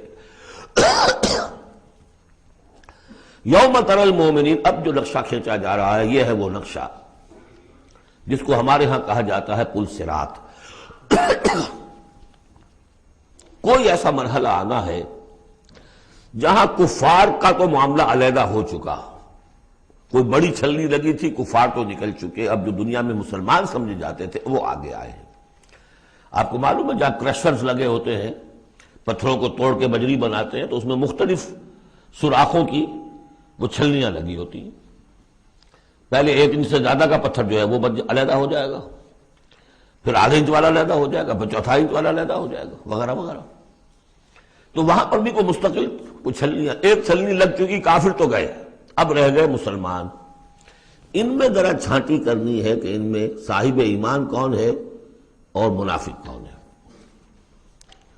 اس کے لیے پل صراط کوئی جگہ ہے جہاں سے گزرنا ہوگا، گھپ اندھیرا ہوگا اور اس کے نیچے ہوگی جہنم، گھپ اندھیرا، اور جن کے پاس ایمان تھا دنیا میں انہیں روشنی مل جائے گی، یہاں ان کے قلب سے روشنی نکل رہی ہوگی۔ اعمال صالحہ کیے تھے داہنے ہاتھ سے تو یہاں پہ ان کا نور ہوگا، وہ اپنی اس روشنی میں راستہ پار کر کے جنت میں پہنچ جائے گی۔ اور جن کے پاس یہ روشنی نہیں تھی، چاہے وہ مسلمانوں میں شریک تھے، چاہے مسلمانوں کے قائد ہوں، بہت بڑے قائد ہوں، لیکن اگر وہ نور ایمان سے محروم تھے اور اعمال صالحہ کی کوئی پونجی نہیں تھی، انہیں روشنی نہیں ملے گی، وہ ٹھوکریں کھاتے ہوئے گریں گے اور جہنم میں جائیں گے۔ یہ ہے نقشہ۔ یہ نقشہ یہاں پر تفصیل سے کھینچا گیا ہے، پھر دوبارہ آخری جو سورت ہے سورۃ تحریم، اس میں پھر اس کا تذکرہ آئے گا۔ یوم تری المؤمنین والمؤمنات یسعی نورہم بین ایدیہم وبایمانہم، جس دن کہ تم دیکھو گے مومن مردوں اور مومن عورتوں کو کہ ان کا نور دوڑتا ہوا ہوگا ان کے سامنے اور داہنی طرف، سامنے نور ایمان اور داہنی طرف نور اعمال صالحہ۔ بشراکم الیوم جنات تجری من تحتها الانہار خالدین فیہا، ان سے کہا جائے گا آج تمہارے لیے بشارت ہے ان جنتوں کی جن کے نیچے نہریں بہہ رہی ہیں اور تم رہو گے اس میں ہمیشہ ہمیشہ، ذالک هو الفوز العظیم، یقیناً یہی بہت بڑی کامیابی ہے۔ یوم یقول المنافقون والمنافقات، جس دن کے کہیں گے منافق مرد اور منافق عورتیں، للذین آمنوا، ان اہل ایمان سے، انظرونا، ذرا ٹھہرو، ہمارا انتظار کرو، نقتبس من نورکم، تمہاری روشنی سے ہم بھی فائدہ اٹھا لیں۔ ہمارے پاس تو کوئی نور ہے نہیں، دیکھیے انتہائی دھوپ اندھیرا ہو، کہیں جنگل میں سے گزرنا ہو اور پگڈنڈی ہو، اس پر آپ چل رہے ہو، جس کے پاس ٹارچ ہے وہ تو گویا کہ بادشاہ ہے اس وقت، اور وہ تیز تیز قدم اٹھا رہا ہے، پیچھے والا کہتا ہے کہ بھائی ٹھہرو بھیا، تمہارے پاس تو ٹارچ ہے، ہمیں بھی ساتھ لے کے چلو، وہی نقشہ ہے۔ انظرونا، ہمیں مہلت دو، انتظار کرو ہمارا، ذرا ٹھہرو، کہاں بڑھے چلے جا رہے ہو؟ اقتبس من نورکم، یہی وہ لفظ اقتباس، قبس کہتے ہیں چنگاری کو، کسی چولہے میں سے چنگاری لا کر اپنے چولہے میں آگ جلا دینا، ہم تمہارے اس نور سے فائدہ اٹھا لیں۔ قیل ارجعوا وراءکم فالتمسوا نورا، کہا جائے گا لوٹ جاؤ پیچھے کی طرف اور تلاش کرو نور۔ یہ نور یہاں نہیں ملا، دنیا سے کما کر لایا گیا ہے۔ یہاں قیلا کہا گیا، قالو نہیں کہا گیا۔ اہل ایمان کی شرافت اور مروت سے یہ بعید ہے کہ وہ یہ جواب دے، کوئی کہنے والا ہوگا اللہ کا فرشتہ، قیلا کہا جائے گا، قیل ارجعوا وراءکم، لوٹ جاؤ پیچھے کی طرف، فالتمسوا نورا، اگر ہو سکتا ہے جاؤ دوبارہ دنیا کے اندر، وہاں جا کر ایمان اور عمل صالح کی کمائی کر کے لاؤ تو یہ نور ہوگا۔ فضرب بینہم بسور لہ باب، اور اتنے عرصے میں ان کے درمیان ایک فصیل حائل کر دی جائے گی جس میں ایک دروازہ ہوگا، باطنہ فیہ الرحمہ، اس فصیل کے اندر کی طرف رحمت ہوگی، وظاہرہ من قبلہ العذاب، اور اس کے باہر کی طرف عذاب الہی کا نزول شروع ہو جائے گا۔ یہ چھلنی ہے جو اہل ایمان اور منافقین کے درمیان لگائی جائے گی۔ اب اس اعتبار سے اگلی دو آیتیں جو ہیں قرآن مجید کا اہم ترین مقام ہے کہ یہ پیتھولوجی کیسے ڈیولپ ہوتی ہے، نفاق کیسے آتا ہے۔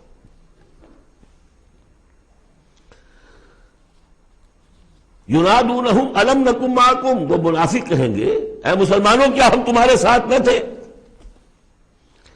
تمہارے ساتھ مسجد نبوی میں ہم نمازیں پڑھتے تھے، عیدیں پڑھتے تھے، ہم تمہارے ساتھ تھے۔ الم نکن معکم، کیا ہم تمہارے ساتھ نہ تھے؟ قالوا بلا، اب وہ کہیں گے ہاں تھے تو ہمارے ساتھ کیوں نہیں تھے؟ ولکنکم فتنتم انفسکم، تم نے اپنے آپ کو فتنے میں ڈالا۔ فتنہ کیا ہے؟ انما اموالکم واولادکم فتنہ، مال اور اولاد سے ضرورت سے زیادہ محبت، اگر اللہ اور اس کے رسول اور اس کی راہ میں جہاد سے زیادہ محبت ہے اہل و عیال سے اور مال سے، تم نے اپنے آپ کو اپنے ہاتھوں فتنے میں ڈال دیا۔ یہاں ذرا وہ آیت اب یاد کر لیجئے جو سورہ توبہ میں ہم پڑھا ہے، آیت نمبر 24، قل ان کان آباؤکم وابناؤکم واخوانکم وازواجکم وعشیرتکم واموال اقترفتموها وتجارۃ تخشون کسادها ومساکن ترضونها احب الیکم من اللہ ورسولہ وجہاد فی سبیلہ فتربصوا حتی یأتی اللہ بامرہ واللہ لا یہدی القوم الفاسقین۔ اے نبی ان سے کہہ دیجئے کہ اگر تمہیں اپنے باپ اور بیٹے اور بھائی اور بیویاں اور رشتہ دار اور وہ مال جو بڑی محنت سے جمع کیے ہیں، وہ تجارت جس کے کساد کا تمہیں اندیشہ رہتا ہے، اور وہ حویلیاں اور محل جو تمہیں بڑے محبوب ہیں، اگر ان 8 چیزوں کی محبت زیادہ ہے تمہارے دل میں اللہ اور اس کے رسول اور اس کی راہ میں جہاد کی محبت سے، تو جاؤ دفع ہو جاؤ، انتظار کرو یہاں تک کہ اللہ اپنا فیصلہ سنا دے۔ یہ ترازو کس نے ٹلٹ کی ادھر؟ یہ 8 والا پلڑا کیوں ہوا نیچے؟ کیوں نہیں یہ 3 والا نیچے گیا؟ یہ تمہارا فیصلہ ہے، اٹ واز یور چوائس، لہذا فتنتم انفسکم، تم نے خود اپنے آپ کو فتنے میں ڈالا، اور یہ فتنے میں جب ڈالا وتربصتم، نتیجہ تربص نکلا، وہی جو آیت ختم ہوئی آیت نمبر 24 سورہ توبہ کی، فتربصوا، گو مگو میں آدمی مبتلا ہو جاتا ہے، چلوں نہ چلوں، بڑھوں نہ بڑھوں، قدم بڑھاتا ہوں تو یہ خطرات آتے ہیں، یہ مصیبتیں آتی ہیں۔ رک جاتا ہوں تو باز پرس ہوتی ہے، پوچھا جائے گا، اچھا چلو جھوٹ بول کے جان بچا لوں گا، اس سے آگے بڑھنا شروع ہوتا ہے بس۔ وَلَٰكِنَّكُمْ فَتَنْتُمْ أَنفُسَكُمْ وَتَرَبَّصْتُمْ وَارْتَبْتُمْ، اور پھر ایک مرحلہ آتا ہے کہ وہ ایمان کی تھوڑی بہت پونجی جو تھی اس میں ریب اور شکوک و شبہات کے کانٹے چڑھنے شروع ہو جاتے ہیں۔ کیا پتہ ہوگی بھی کہ نہیں آخرت؟ یہ دنیا نقد ہے، اس کی لذت نقد، اس کی کلفت نقد، اس کا عیش نقد، اس کی تکلیف نقد۔ پتہ نہیں دنیا ہوگی بھی کہ نہیں، آخرت ہوگی کہ نہیں ہوگی، پھر شکوک و شبہات آئیں گے۔ آخری بات وغرتکم الامانی، پھر تمہیں دھوکہ دیا مزید تمہاری خواہشات نے۔ اللہ بڑا بخشنے والا ہے، اللہ پالنہار ہے، اللہ بخشنہار ہے، ہم کچھ بھی کریں آخر تیرے محبوب کی امت میں ہیں، we are the chosen people of the Lord. غرتکم الامانی، کبھی خیال ہوتا بھی ہے تو یہ تھپکیاں دے دے کر یہ امانی جو ہے یہ سلا دیتی ہے۔ وغرکم باللہ الغرور حتی جاء امر اللہ، یہاں تک کہ اللہ کا فیصلہ آ گیا۔ وغرکم باللہ الغرور، اور تمہیں خوب دھوکہ دیا اللہ کے نام پر اس دھوکے باز نے، شیطان لعین نے۔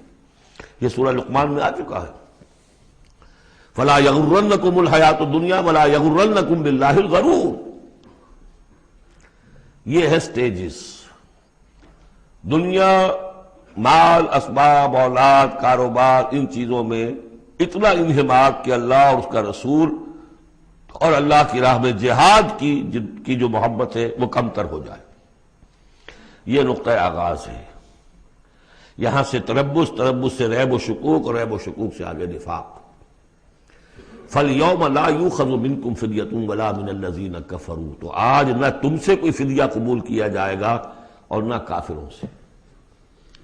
اشارہ کر دیا گیا دنیا میں تم مسلمانوں کے ساتھ تھے، یہاں تمہارا حشر اور کافروں کے ساتھ ہے۔ یہی نفاق کی حقیقت ہے۔ منافق دنیا میں مسلمان شمار ہوتا ہے، قانون میں مسلمان ہے، آخرت میں جا کر پردہ کھلے گا کہ ایمان کی حقیقت تو تھی ہی نہیں، یہ تو ایک عقیدہ تھا، لیے پھرتا تھا، ایک ڈوگما تھا، دل میں وہ بات نہیں تھی۔ وَلَمَّا يَدْخُلِ الْإِيمَانُ فِي قُلُوبِكُمْ، وہ ایمان ابھی تمہارے دلوں میں داخل نہیں ہوا تھا۔ دل کے اندر ایمان نہیں تو نور کہاں سے آ جائے گا؟ اور دل میں ایمان نہیں تو جو نیکی بھی کر رہا ہے وہ دکھاوے کی نیکی ہے، وہ دنیا میں لوگوں کے اندر شہرت حاصل کرنے کی نیکی ہے۔ ہاں ایمان یہاں ہے تو اب نیکی جو ہے اس کے اندر نور ہے۔ فَالْيَوْمَ لَا يُؤْخَذُ مِنْكُمْ فِدْيَةٌ وَلَا مِنَ الَّذِينَ كَفَرُوا مَأْوَاكُمُ النَّارُ وَهِيَ مَوْلَاكُمْ وَبِئْسَ الْمَصِيرُ، اب تو تمہارا ٹھکانہ تو آگ ہی ہے اور وہ بہت برا ٹھکانہ ہے۔ وہی تمہاری مولا ہے، غم خار ہے، دم ساز ہے۔ کوئی اپنا شکوہ شکایت کرنی ہے، کوئی نالا و فریاد، اسی سے کہو جو کچھ کہنا ہے۔ بئس المصیر، اور وہ بہت برا ٹھکانہ ہے۔ اب یہ سب کچھ اگر آپ نے سن لیا تو اب یہ آپ سے ایک اور سوال اللہ تعالیٰ کر رہے ہیں۔ الم یعن للذین آمنوا ان تخشع قلوبہم لذکر اللہ وما نزل من الحق، کیا وقت آ نہیں گیا اہل ایمان کے لیے کہ ان کے دل جھک جائیں اللہ کی یاد میں اور اس کے سامنے کے جو حق میں سے نازل ہو چکا ہے؟ یاد ہے اس قرآن کے بارے میں سورہ بنی اسرائیل میں کیا پڑھا تھا؟ وَبِالْحَقِّ أَنزَلْنَاهُ وَبِالْحَقِّ نَزَلَ، ہم نے اس کو نازل کیا حق کے ساتھ اور یہ نازل ہوا ہے حق کے ساتھ۔ تاخیر، تعویق، یہ کر لوں وہ کر لوں، اس کے بعد بچیوں کے ہاتھ پیلے کرنے ہیں۔ ابھی ذرا بچوں کی تعلیم کا مسئلہ ہے۔ تعلیم کیا؟ دنیا کی تعلیم، نری تعلیم دنیا کی۔ خود ساری عمر گزار دی ہے جن کوچوں کی سیر کرتے ہوئے انہی کوچوں میں داخل کر رہے ہیں اپنی اولاد کو۔ اور ایسے ایسے لوگ بھی ہیں، ایسے ایسے ناسمجھ لوگ، کچی عمر میں برطانیہ بھیج دیا، امریکہ بھیج دیا، اور پھر روتے ہوئے آتے ہیں بچہ بگڑ گیا، بچے نے یہ کر دیا، بچہ وہ ہو گیا۔ یہ تو حال ہے۔ الم یعن للذین آمنوا ان تخشع قلوبہم لذکر اللہ وما نزل من الحق، کیا وقت آ نہیں گیا؟ کس کے منتظر ہو؟ اہل ایمان کے دل جھک جائیں اللہ کی یاد میں اور اس قرآن کے سامنے۔ ولا یکونوا کالذین اوتوا الکتاب من قبل، نہ ہو جائیں ان لوگوں کے مانند جنہیں کتاب دی گئی تھی پہلے۔ فطال علیہم الامد، تو جب ان پر ایک طویل مدت گزر گئی، فقست قلوبہم، تو ان کے دل سخت ہو گئے۔ یاد ہے سورہ بقرہ کی آیت، ثم قست قلوبکم فہی کالحجارۃ او اشد قسوہ، پھر پتھروں کی طرح سخت، اس سے بھی زیادہ سخت۔ وکثیر منہم فاسقون، اور ان کی اکثریت اب فاسقوں پر، فاجروں پر مشتمل ہے۔ دیکھ لو ایک راستہ وہ ہے، اب بھی نہ مڑو گے، اب بھی نہ توبہ کرو گے، اب بھی نہ باز آؤ گے، تو پھر دیکھ لو نشان عبرت کے طور پر وہ موجود ہے قوم۔ ثم قست قلوبکم فہی کالحجارۃ او اشد قسوہ۔ اعلموا، اب ساتھ ہی جہاں یہ ذرا ڈانٹ ڈپٹ کا انداز ہے، ہمت افزائی بھی، گھبراؤ نہیں۔ اگر تم یہ محسوس کرتے ہو کہ دل کی زمین، دل کی کھیتی ایمان کے اعتبار سے بنجر ہے، کچھ نہیں اس میں، تب بھی گھبراؤ نہیں، مایوس نہ ہو۔ اعلموا ان اللہ یحیی الارض بعد موتہا، جان لو اللہ کہا زندہ کر دیتا ہے زمین کو اس کے مرنے کے بعد۔ زمین دیکھتے ہو بے آب و گیا بڑی ہوتی ہے، بنجر، بارش برستی ہے تو وہ زندہ ہو جاتی ہے۔ اللہ تمہارے دلوں کی کھیتی کو بھی اثر نو، ایمان کی فصل بخش سکتا ہے، مایوس نہ ہو۔ اعلموا ان اللہ یحیی الارض بعد موتہا قد بینا لکم الآیات لعلکم تعقلون، ہم نے تو تمہارے لیے اپنی آیات خوب واضح کر دی ہیں تاکہ تم عقل سے کام لو۔ یعنی ہمت نہ ہارو، کوشش کرو۔ کھیتیاں دوبارہ اس کے اندر فصل آ جایا کرتی ہے، بارش برستی ہے، ہاں لیکن کھیتی کے اندر کچھ ہل چلانا پڑتا ہے، بیج ڈالنا پڑتا ہے، مشقت کرنی پڑتی ہے۔ تو یہاں بھی تمہیں ایک حل چلانا ہوگا، وہ حل چلانا کیا ہے؟ یہ مال کی محبت ہے کہ جو اس زمین کے اندر جس نے کہ بنجر بنا دیا ہے، اس کو حل چلاؤ، مال کی محبت نکالو۔ ان المصدقین والمصدقات واقرضوا اللہ قرضا حسنا یضاعف لهم ولهم اجر کبیر، یقیناً صدقہ دینے والے مرد اور صدقہ دینے والی عورتیں اور جو اللہ کو قرض حسنہ دیں، یہ میں بتا چکا ہوں سورہ بقرہ میں جب ہم پڑھ رہے تھے 2 رکوع، کہ اللہ کے لیے، دین کے لیے، اللہ کی رضا جوئی کے لیے خرچ کرنے کی 2 مدیں ہیں۔ ایک انسانوں میں سے غرباء، مساکین، یتیموں، بیواؤں، بیماروں، مسافروں اور مقروضوں کے لیے خرچ کرنا، وہ صدقہ ہے۔ اس لیے زکوٰۃ کو بھی کہا صدقات، انما الصدقات للفقراء والمساکین۔ ایک اللہ کے دین کے لیے، اس کی دین کی نشر و اشاعت ہے، اس کے پیغام کو پھیلانا ہے، اس کی تعلیم ہے، پھر اس دین کو غالب کرنے کی جد و جہد ہے، اس کے لیے ساز و سامان چاہیے، اس کے لیے وسائل چاہیے۔ تو ایک ہے صدقہ، ایک ہے اللہ کے ذمہ قرض حسنہ۔ کیوں؟ اس لیے کہ اللہ کے دین کو غالب کرنا ہے، لہذا اس کی جد و جہد میں جو مال خرچ ہو رہا ہے اللہ اسے اپنے ذمہ قرض حسنہ کہتا ہے۔ یہ حل چلانا پڑے گا، مال کی محبت اس سے نکلے گی۔ صدقہ دو گے، اللہ کو قرض حسنہ دو گے، تو یہ جو اس نے بریک لگی ہوئی ہے، جیسے گاڑی کو بریک لگی ہوئی ہے اور آپ جو ہے ایکسلریٹر کو دبا رہے ہیں تو وہ تو لاکنگ کرے گی، وہیں کی وہیں کھڑی رہ جائے گی، چلے گی تو نہیں، کیسے چلے؟ بریک لگی ہوئی ہے۔ اس بریک کو کھولو پہلے، اور وہ بریک کیا ہے؟ مال کی محبت۔ اس کا علاج کیا ہے؟ انفاق۔ ان المصدقین والمصدقات واقرضوا اللہ قرضا حسنا یضاعف لهم ولهم اجر کریم والذین آمنوا باللہ ورسلہ اولئک هم الصدیقون والشہداء عند ربہم۔ اب آخری مرتبہ یہ صدیقیت اور شہادت کا بھی مضمون ہمارے ہاں پھر آ گیا۔ اگر یہ بریک کھل گیا، اب گاڑی کو چلاؤ، گاڑی چلے گی، لیکن اب مختلف طبائع کی مناسبت سے اگر تو تمہارا مزاج صدیقین والا ہے، صدیقیت کے مرتبے کو پہنچ جاؤ گے۔ اگر مزاج شہادت والا ہے، شہداء کے مقام کو حاصل کر لو گے۔ اولئک مع الذین انعم اللہ علیہم من النبیین والصدیقین والشہداء والصالحین۔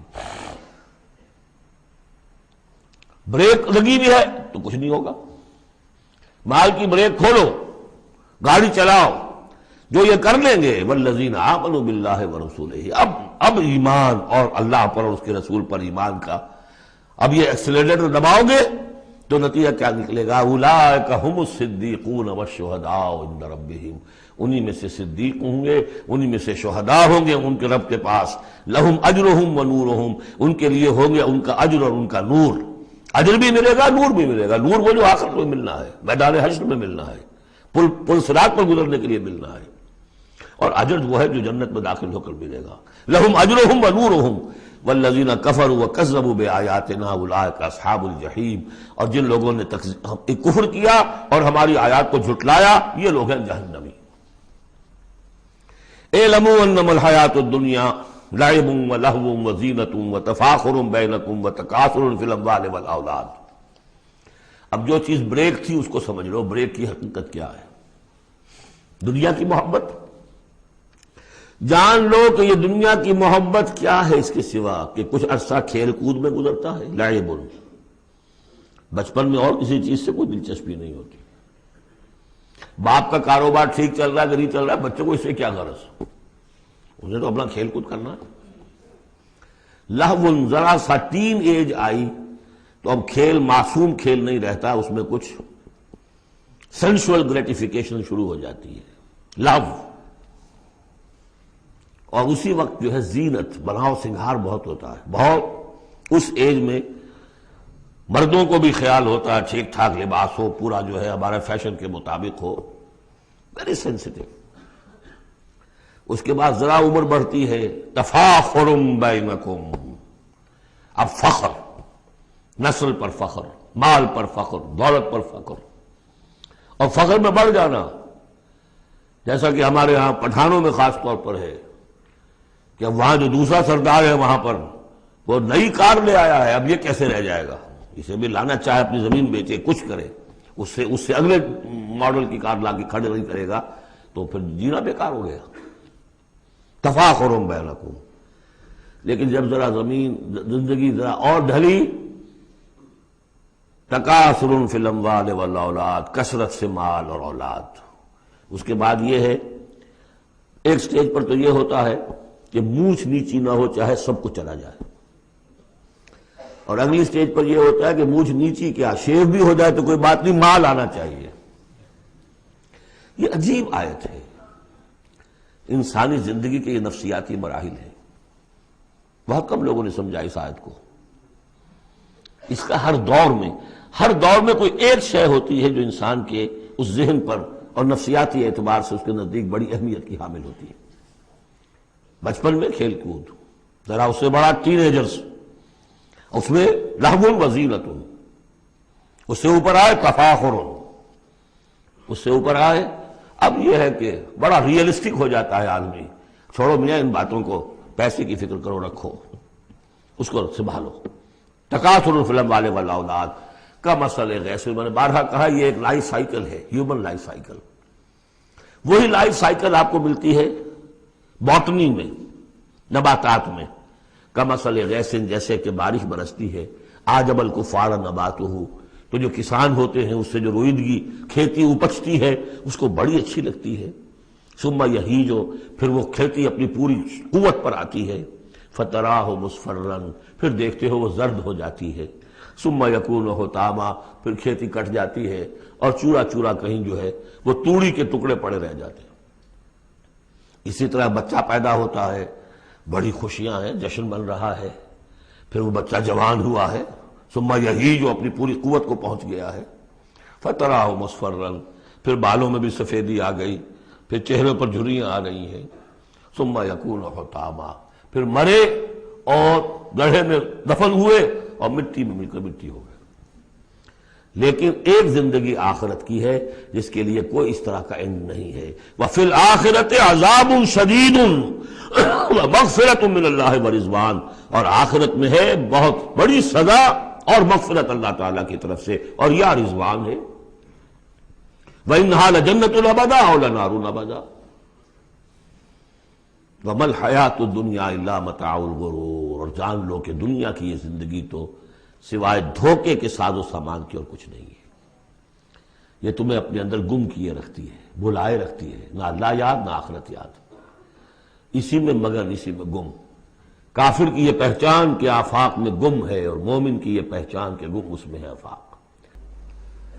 سابقوا الى مغفرۃ من ربکم وجنۃ عرضها كعرض السماء والارض اعدت للذین آمنوا باللہ ورسلہ ذلك فضل اللہ یؤتیہ من یشاء واللہ ذو الفضل العظیم۔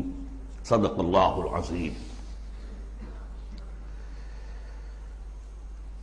جن مسلمانوں کے دلوں پر کچھ زنگ آ گیا تھا، یا جن کے جوش جہاد میں، ذوق شہادت میں، جذبہ انفاق میں کمی آ گئی تھی،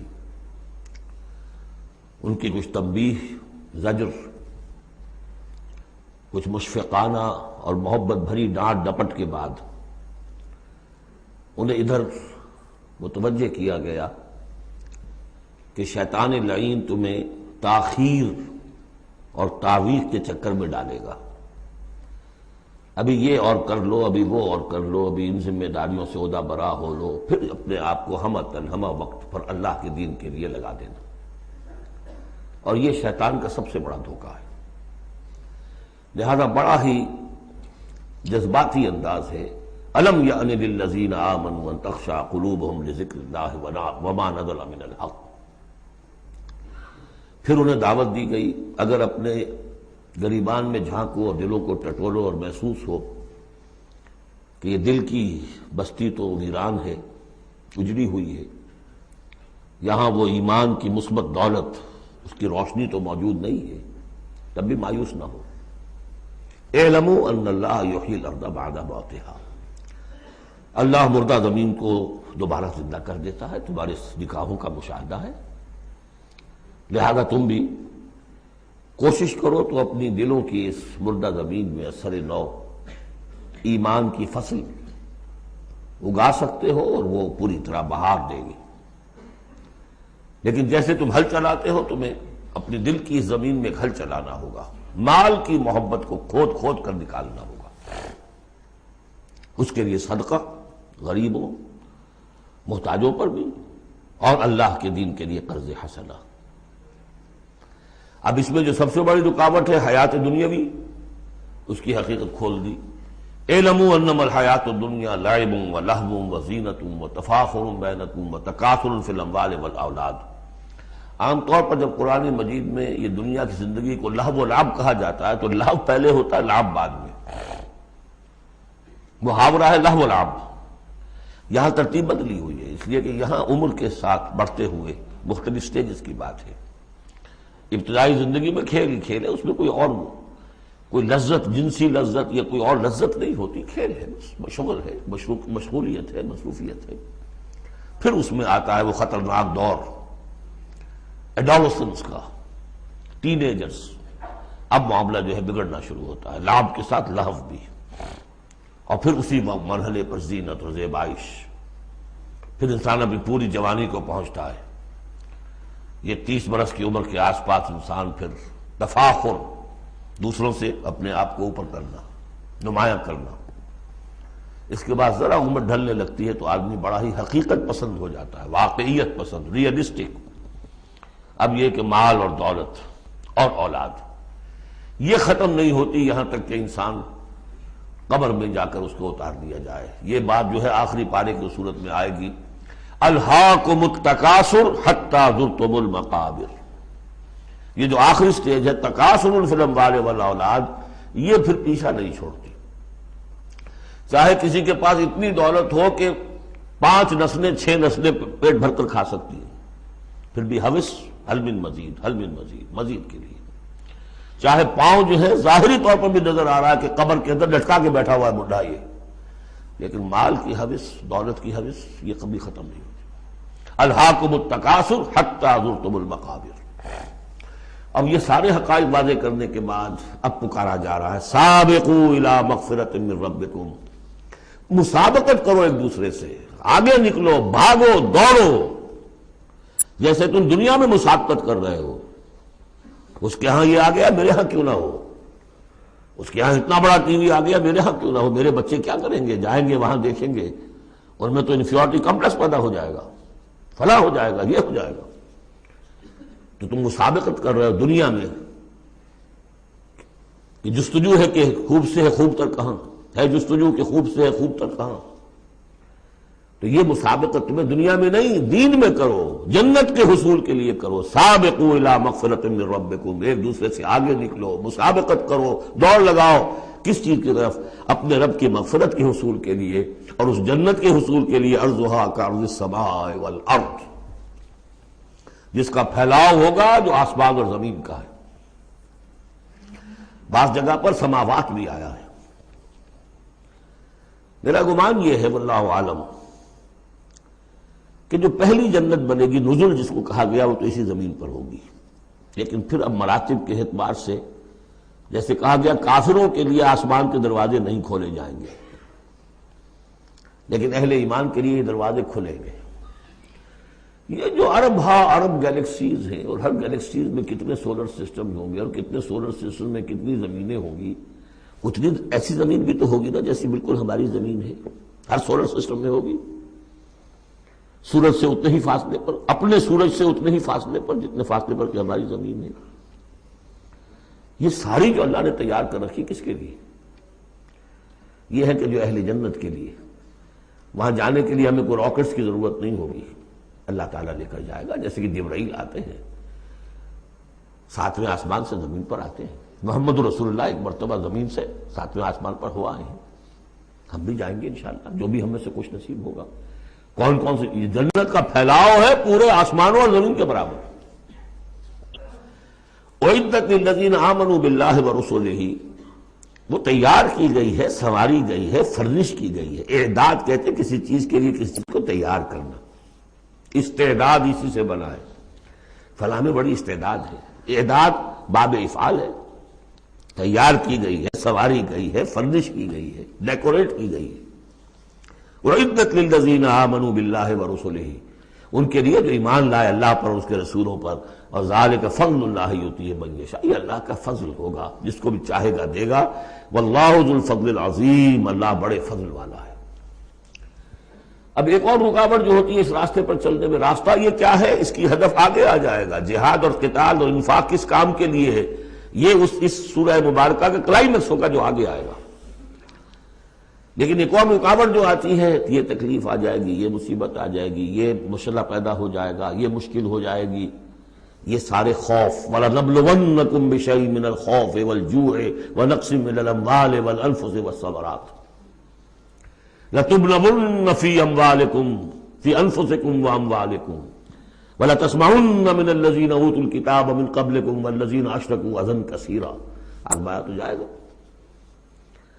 اب اس کے لیے بتایا کہ ایک بہت بڑا نسخہ دیا جا رہا ہے۔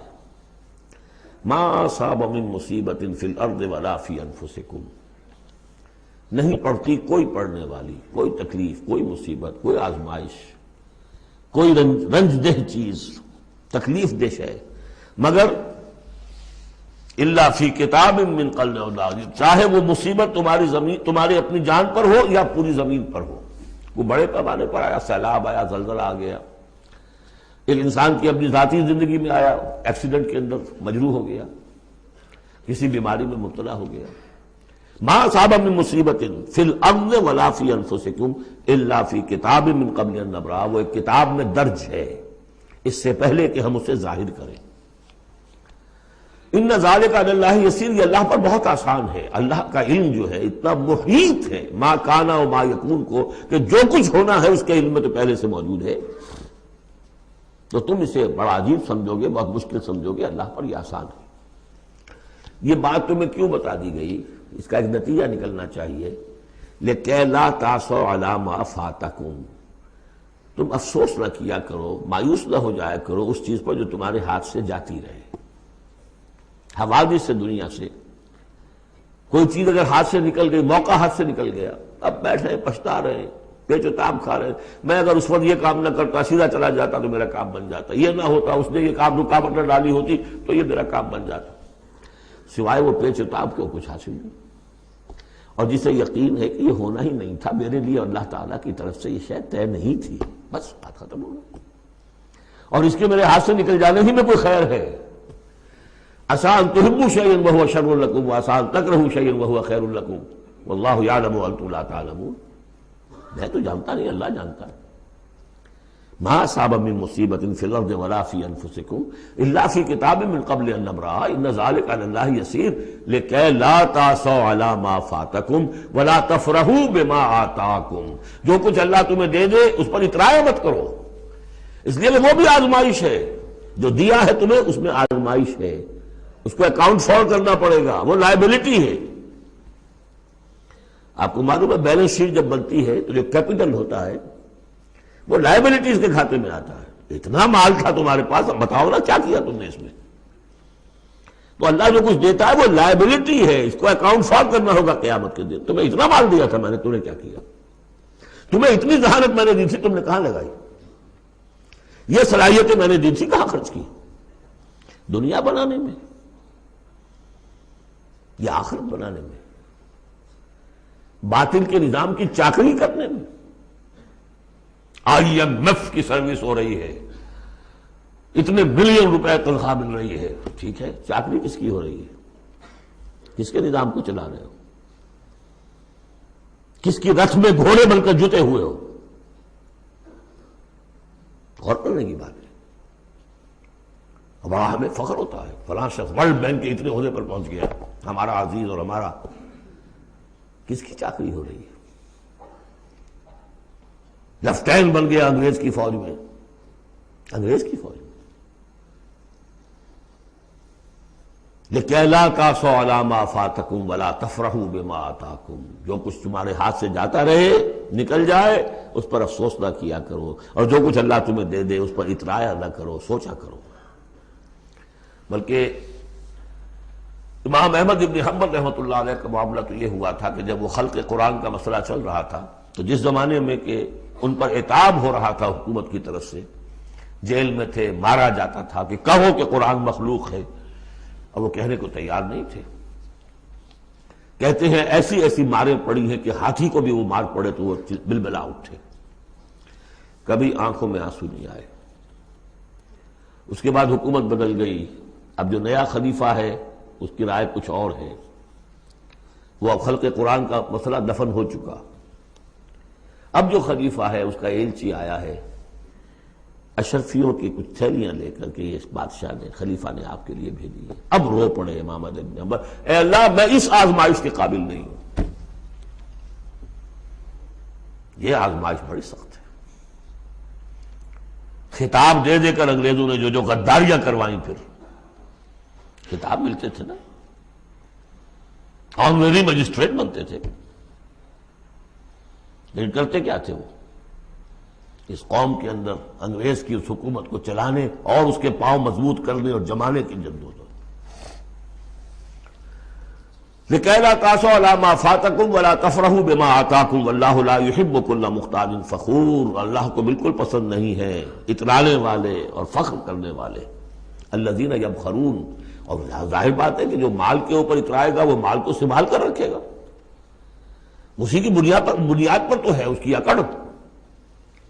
الذین یبخلون ویامرون الناس بالبخل. جو خود بھی بخل سے کام لیتے ہیں اور لوگوں کو بھی بخل کا مشورہ دیتے ہیں کہ میاں ذرا ہاتھ روک کے رکھو، کیا کر رہے ہو؟ تم نے دونوں ہاتھ کھلے چھوڑ دیے ہیں، پتہ نہیں ہے تمہارے ہاں 4 بیٹیاں بھی ہیں، ان کے ہاتھ نیلے کرنے ہیں کہ نہیں؟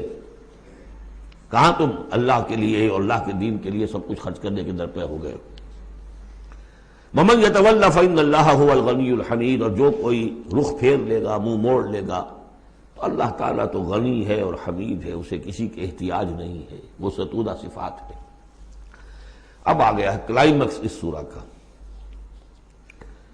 یہ آج کے ہم مسلمانوں کے لیے قرآن مجید کی اہم ترین آیت ہے. دین کا کانسیپٹ ہمارا کیا ہے؟ حکومت انگریز کی ہوتی رہے، ہمیں کیا نمازیں پڑھنی، روزے رکھنے ہیں. بہت بڑے عالم نے انگریز کے دور میں کہا تھا ہمیں کوئی ایسا کام نہیں کرنا چاہیے جس سے انگریزوں کو، ہمارے حاکموں کو تشویش ہو، اس لیے کہ انہوں نے ہمیں مذہبی آزادی دی ہوئی ہے. ہمیں وہ روکتے ہی نہیں، نمازیں پڑھو، داڑیاں رکھو، روزے رکھو، حج کرو، انگریز روکتا نہیں. جس پر پھر علامہ اقبال نے پھپتی چست کی تھی کہ ملا کو جو ہے ہند میں سجدے کی اجازت، ناداں یہ سمجھتا ہے کہ اسلام ہے آزاد. اسلام کہاں آزاد ہے؟ کیا قرآن کا قانون نافذ ہے؟ وہاں تو قانون فوجداری ہند ہے، ضابطۂ دیوانی ہند، ضابطۂ دیوانی ہے، ضابطۂ فوجداری کس کا؟ انگریز کا. کس کا قانون؟ اصل میں دین کا جو تصور تھا وہ ہمارا بگڑتا بگڑتا، تنگ ہوتا ہوتا، سکڑتا سکڑتا، پرورٹ ہوتا ہوا یہاں تک آ گیا ہے کہ چند ریچولز ہیں، چند رسومات ہیں، بس وہ دین ہے. باقی جو ہو سو ہو.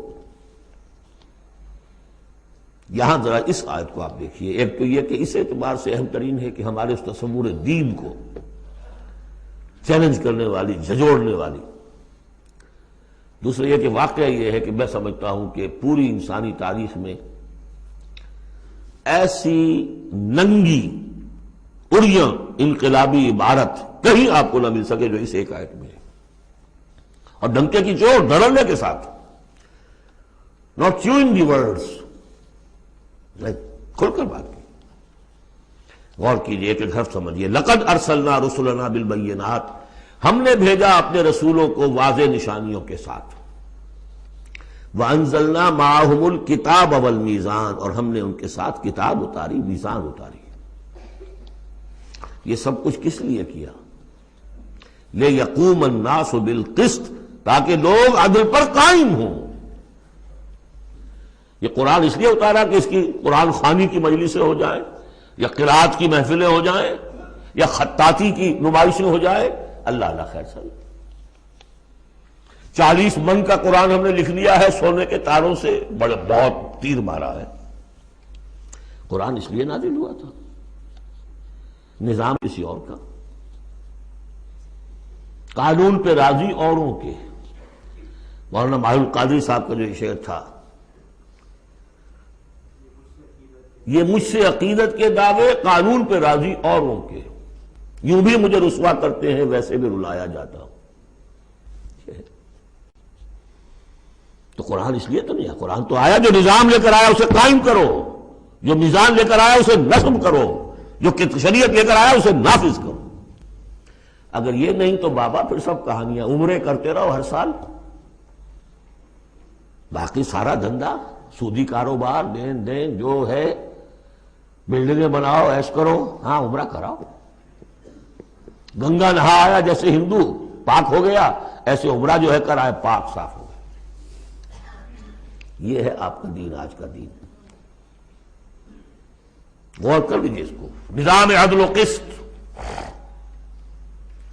پھر ذرا نوٹ کیجئے، اب تو چونکہ ہم ترجمہ قرآن کرتے ہوئے کہاں تک، آخر تک پہنچ گئے. آل عمران میں فرمایا اللہ کیا ہے؟ قائما بالقسط. سورہ نساء میں فرمایا مسلمانوں تمہیں کس لیے ہم نے اٹھایا ہے؟ یا ایھا الذین آمنوا کونوا قوامین بالقسط شہداء للہ. عدل و انصاف کو قائم کرنے والے بن کر کھڑے ہو.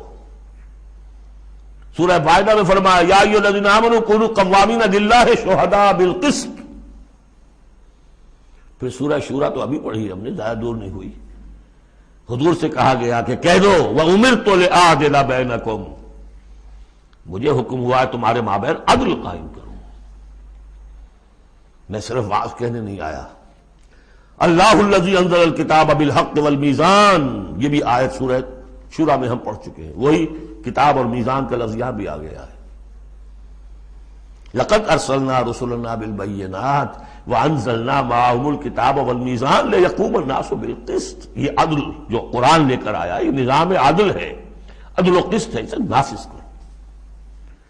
پھر وہ ہم پڑھ چکے سورہ مائدہ میں قل یا اہل الکتاب لستم علی شیء حتی تقیموا التوراۃ والانجیل وما انزل الیکم من ربکم. کہہ دیجئے نبی ان سے، اے کتاب والو تمہاری کوئی حیثیت نہیں ہے جب تک کہ تم قائم نہیں کرتے تورات کو اور انجیل کو اور جو کچھ تمہارے اوپر نازل کیا گیا تمہارے رب کی طرف سے.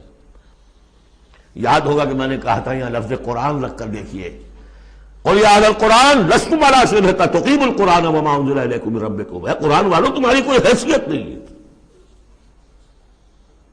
You have no face to talk to us. ہم سے دعائیں مانگ رہے ہو؟ ہم تمہاری دعائیں تمہارے منہ پر دے کر مارتے ہیں۔ تم نے وہ قرآن نافذ کیا یا اس کی تلاوت کی؟ تراویح میں سن لیا پورے رمضان میں ایک قرآن تو بڑا تیر مار دیا، کیا اس کا ایک حرف نہ سمجھاؤ؟ لقد ارسلنا رسلنا بالبینات وانزلنا معهم الکتاب والمیزان لیقوم الناس بالقسط، اور عدل کے راستے میں تو رکاوٹ ڈالیں گے وہ لوگ کہ جو ایکسپلائٹ کر رہے ہیں۔ جاگیردار کبھی چاہے گا کہ جاگیریں ختم ہو جائیں، وہ تو ٹیکس دینے کو تیار نہیں، آپ کہتے ہیں جاگیرداری ختم ہو جائے۔ ہاں کوئی ہو سکتا ہے ایسا بھی جاگیردار شریف النفس، کوئی سرمایہ دار ایسا ہو سکتا ہے شریف النفس، لیکن شاذ ہوگا وہ، کوئی ہوگا، اکثر و بیشتر تو نہیں ہوں گے۔ ابو بکر بھی ایمان لے آئے تھے، اونچے طبقے سے تھے، عثمان بھی ایمان لے آئے تھے، اونچے طبقے سے تھے، اکثر و بیشتر تو نہیں۔ اکثر و بیشتر تو ریزنٹ کریں گے، ریزسٹ کریں گے، اسٹیٹس کو چاہیں گے، وہ چاہیں گے نظام کے اندر کوئی تبدیلی نہ آئے۔ ہمارے اس کے ساتھ مفادات وابستہ ہیں، ہمارے انٹرسٹ ہیں، ویسٹڈ انٹرسٹ، ہمیں ان سے پریولیجز ملی ہوئی ہے اس نظام سے، نظام بدلے گا تو ہم گئے۔ ایسے لوگوں کی سرکوبی کے لیے ہم نے لوہا بھی اتارا ہے۔ وَأَنزَلْنَا الْحَدِيدَ فِيهِ بَأْسٌ شَدِيدٌ، ہم نے لوہا بھی اتارا ہے۔ یہی ایک ہی آیت چل رہی ہے، دوسری آیت نہیں ہے یہ۔ اس لیے میں نے کہا تھا کہ اڑیاں ترین یہ عبارت ہے کہ انقلاب کے لیے کچھ سر کچلنے پڑتے ہیں، ورنہ نہیں انقلابات، اور اس میں کوئی ریگریٹس نہیں ہے، اس میں کوئی معذرت نہیں ہے۔ جب یہ لوگ کہتے ہیں کہ وار فار پیس، اگر یہ کہتے ہیں کہ دنیا میں ہیومن رائٹس کے لیے ہم حملہ کر رہے ہیں، کیا مطلب ہے؟ تمہارا اپنا ایک تصور ہے، عدل انسانی کا ایک تصور ہے، اس کے لیے تم طاقت بھی استعمال کر رہے ہو، لوگوں کا گھیراؤ کر رہے ہو، انہیں آئسولیٹ کر رہے ہو، سینکشنز لگا رہے ہو۔ کیوں؟ کہ تمہاری مرضی کے مطابق نظام انہوں نے کیوں نہیں بنایا؟ تو اہل ایمان کو اللہ نے ایک نظام دیا ہے، وہ اللہ کا دیا ہوا نظام ہے، عدل و قسط پر مبنی ہے۔ اس نظام کو قائم کرنے کے لیے وہ اگر طاقت بھی ہوگا تو استعمال کریں گے۔ ہاں طاقت نہیں ہے تو ٹھیک ہے، پڑے ہوئے ہیں، اس میں یہ کہ طاقت فراہم کرو، دعوت دو، لوگ جمع ہوں، اس کے لیے تن من دھن لگانے کا عہد کریں، ان کی تربیت ہو۔ محمد رسول اللہ کیا کر رہے تھے مکے میں 12 برس تک؟ وہ آپ نے طاقت تیار کی ہے، وہ طاقت جو ہے پھر کوڑا بن گیا جب تو کوڑا دے کر مارا ہے باطل کے اوپر۔ بل نقذف بالحق علی الباطل فیدمغہ، ہم باطل کے اوپر حق کو مارتے ہیں جو اس کا بھیجا نکال دیتا ہے۔ فاذا ہوا زاہق، یہی ہوا۔ لیکن اس دوران میں، اس پروسیس میں اہل ایمان کو جانیں دینی پڑیں گی، تکلیفیں جھیلنی ہوگی، گھر بار چھوڑنے ہوں گے، جان و مال کے نقصانات برداشت کرنے ہوں گے۔ یہ ہے انقلابی عمل۔ وَأَنزَلْنَا الْحَدِيدَ فِيهِ بَأْسٌ شَدِيدٌ، ہم نے اتارا لوہا، اس میں بڑی جنگ کی صلاحیت ہے، ہتھیار بنتا ہے۔ وہ منافع للناس، لوگوں کے لیے کچھ اور منفعت بھی ہے۔ اصل میں تو یہ تلوار اور نیزے اور ڈھال کے لیے ہے، باقی یہ کہ چمٹا پھگنی اور توا بھی تم نے بنا لیے، چلو کوئی بات نہیں۔ اب تو وہ چمٹا پھگنی اور توے کا دور بھی گزر گیا۔ وَلِيَعْلَمَ اللَّهُ مَن يَنصُرُهُ وَرُسُلَهُ بِالْغَيْبِ، اللہ دیکھنا چاہتا ہے کہ کون ہے اس کے وہ وفادار بندے جو لوہے کی طاقت کو ہاتھ میں لے کر اللہ کی اور اس کے رسولوں کی مدد کرتے ہیں غیب میں ہونے کے باوجود۔ دین اللہ کا ہے، اور اسے غالب کرنے کے لیے جو اللہ کے بندے میدان میں آ گئے، گویا کہ وہ اللہ کے مددگار ہیں۔ یا ایھا الذین آمنوا کونوا انصار اللہ، اگرچہ دین نافذ کرنا اور قائم کرنا فرض منصبی محمد رسول اللہ کا ہے۔ هو الذی ارسل رسولہ بالہدی ودین الحق لیظہرہ علی الدین کلہ، جو ان کے انصار بن گئے، مددگار بن گئے، وہ اللہ کے مددگار، رسول کے مددگار۔ یہ مضمون جب آئے گا ابھی نکھر کر، اور اس ایک آیت کی شرح سمجھ لیجئے کہ جو سورہ صف میں آئے گی، اس لیے کہ یہ جو آیا ہے وہ یہ جمع کا صیغہ ہے، لقد ارسلنا رسلنا بالبینات، رسولوں کو بھیجا، اور تین چیزیں دے کر بھیجا، بینات، کتاب اور میزان۔ لقد ارسلنا رسلنا بالبینات ایک، وانزلنا معهم الکتاب نمبر 2، والمیزان نمبر 3، تاکہ عدل پر قائم ہو۔ حضور کے بارے میں اب آیت آئی، هو الذی ارسل رسولہ بالہدی ودین الحق، دے دو چیزیں دے کر بھیجا، تیسری نہیں۔ کیا مطلب؟ بینات اور الہدا ایک ہو گئے ہیں، کتاب اور معجزہ ایک ہو گئے، یہ قرآن ہی معجزہ ہے محمد رسول اللہ صلی اللہ علیہ وسلم کا۔ ریڈیوس ہو کر تین چیزیں محمد کے معاملے میں صلی اللہ علیہ وسلم دو رہ گئی ہیں۔ الہدا، اسی میں قانون ہے، کتاب ہے، اور یہی معجزہ ہے، محمد رسول اللہ کا معجزہ یہ ہے۔ ہاں، میزان مکمل ہو کر دین حق کی شکل اختیار کر چکی ہے، میزان عدل و قسط، اب دین حق۔ هو الذی ارسل رسولہ بالہدی ودین الحق لیظہرہ علی الدین کلہ ولو کرہ المشرکون۔ یہ سورہ صف کی مرکزی آیت ہے جو آگے آ جائے گی۔ لقد ارسلنا رسلنا بالبینات وانزلنا معهم الکتاب والمیزان لیقوم الناس بالقسط وانزلنا الحدید فیہ بأس شدید ومنافع للناس وَلِيَعْلَمَ اللَّهُ مَن يَنصُرُهُ وَرُسُلَهُ بِالْغَيْبِ إِنَّ اللَّهَ قَوِيٌّ عَزِيزٌ۔ یہ سورہ مبارکہ جو ہے ایک اعتبار سے مضمون تدریجاً ترقی کرتا ہوا کلائمیکس پر پہنچ گیا ہے، آیت نمبر 25 پر جو ہم نے پڑھ لی۔ اب ایک سمجھیے ضمیمہ ہے اس میں، کبھی میں پہلے اینٹی کلائمیکس کا لفظ استعمال کرتا رہا، وہ مناسب نہیں ہے، ضمیمہ ہے۔ ضمیمہ کیا ہے؟ شیطان نے ایک اور چال چلی، جن لوگوں کے دلوں میں اللہ کی، رسول کی محبت بہت ہو گئی، آخرت کی طلب بھی ہو گئی، اور حقیقی ایمان اور صحیح جذبات، اس کا رخ موڑ دیا رہبانیت کی طرف۔ جاؤ خوب نفلیں پڑھو، خوب تپسیاں کرو، خوب عبادتیں کرو، دنیا کو چھوڑو، تاکہ دنیا میں ننگا ناچ ناچوں، اور جو اللہ کے ماننے والے وہ جا کر گپھاؤں میں اور پہاڑوں کی چوٹیوں پر اور غاروں میں جا کر تپسیاں کریں۔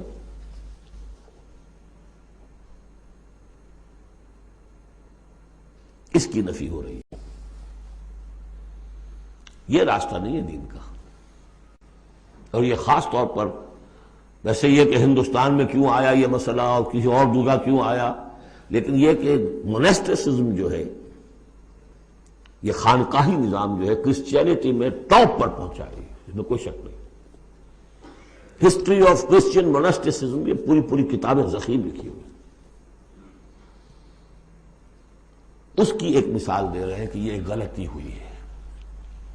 مسلمان میں ایمان باللہ، ایمان بالآخرہ پیدا ہو تو وہ دنیا کی مجدھار میں رہ کر نظام کو صحیح کرے، نظام کو ٹھیک کرتے ہوئے بھوک بھی آئے گی برداشت کرے۔ مجرد روزے رکھ کے جو کچھ کرنا ہے تمہیں، وہ تم جہاد میں بھوک جھیلو، وہ پروڈکٹیو ہوگی، اس سے باطل اور ناانصافی کا خاتمہ ہوگا۔ اور تم کہیں خانقاہوں کے اندر روزے رکھ رہے ہوگے، اس سے دنیا کو کوئی فائدہ نہیں ہوگا۔ یہ زمین و آسمان کا فرق ہے، مونسٹسزم۔ یہی وجہ ہے کہ اسلام میں بھی جب بادشاہت آ گئی، ملوکیت کا جب آ گیا تو راستہ مڑ گیا، باقی اب جاؤ چلے کھینچو، خانقاہیں آباد کرو، راج کرے گا خالصہ، سلاطین ہوں گے، امراء ہوں گے، راج وہ کریں گے۔ ہاں، تمہاری خانقاہ کو ہم اتنے گاؤں دے دیتے ہیں، اس کی آمدنی تمہاری خانقاہ پر صرف ہوگی، جو تمہارے مرید وغیرہ آئیں اور وہاں لنگر چلتا رہے، اس کے لیے کھانا ہو جائے۔ لیکن یہ حکومت کے معاملات جو ہیں، ان کے بارے میں بات نہ کرنا۔ یہ ہے وہ راستہ، ٹیڑھا راستہ، جو معروف، جو ہم جانتے ہیں، جن کو رسولوں کا معاملہ، تو ان میں حضرت عیسیٰ کے پیروکاروں کے اندر یہ غلطی پیدا ہوئی۔ اب اس کی مثال دی جا رہی ہے کہ مسلمانوں، دنیا سے بے رغبتی، دنیا کو چھوڑ کر آخرت کو اختیار کرنا، یہ تو ہے دین کا جوہر، لیکن اس کا یہ مطلب نہیں کہ ترک دنیا ہو جائے، رہبانیت ہو جائے، تم تمدن کو اور تہذیب کو چھوڑ کر تم کہیں جنگلوں میں نکل جاؤ، بن باس لے لو، تم وہاں پر جا کر جو ہے وہ خانقاہیں بنا لو، یہ نہیں.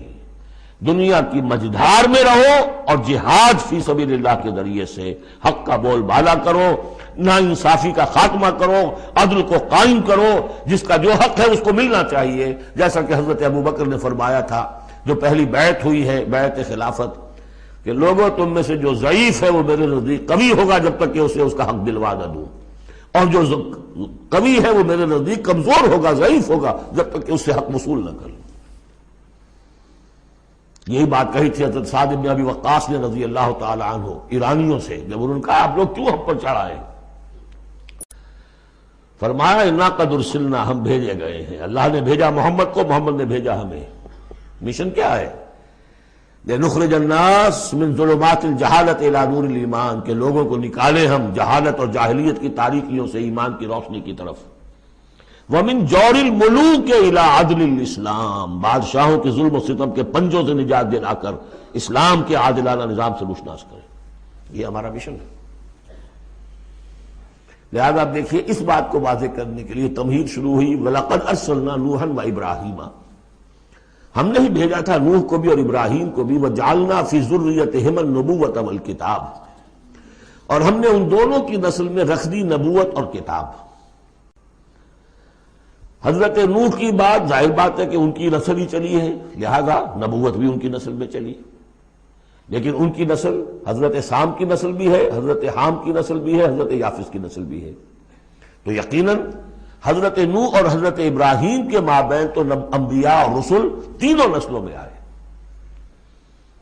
حام کی نسل میں بھی، یافس کی نسل میں بھی، سام کی نسل میں بھی. قرآن مجید میں صرف سامی رسولوں کا تذکرہ ہے.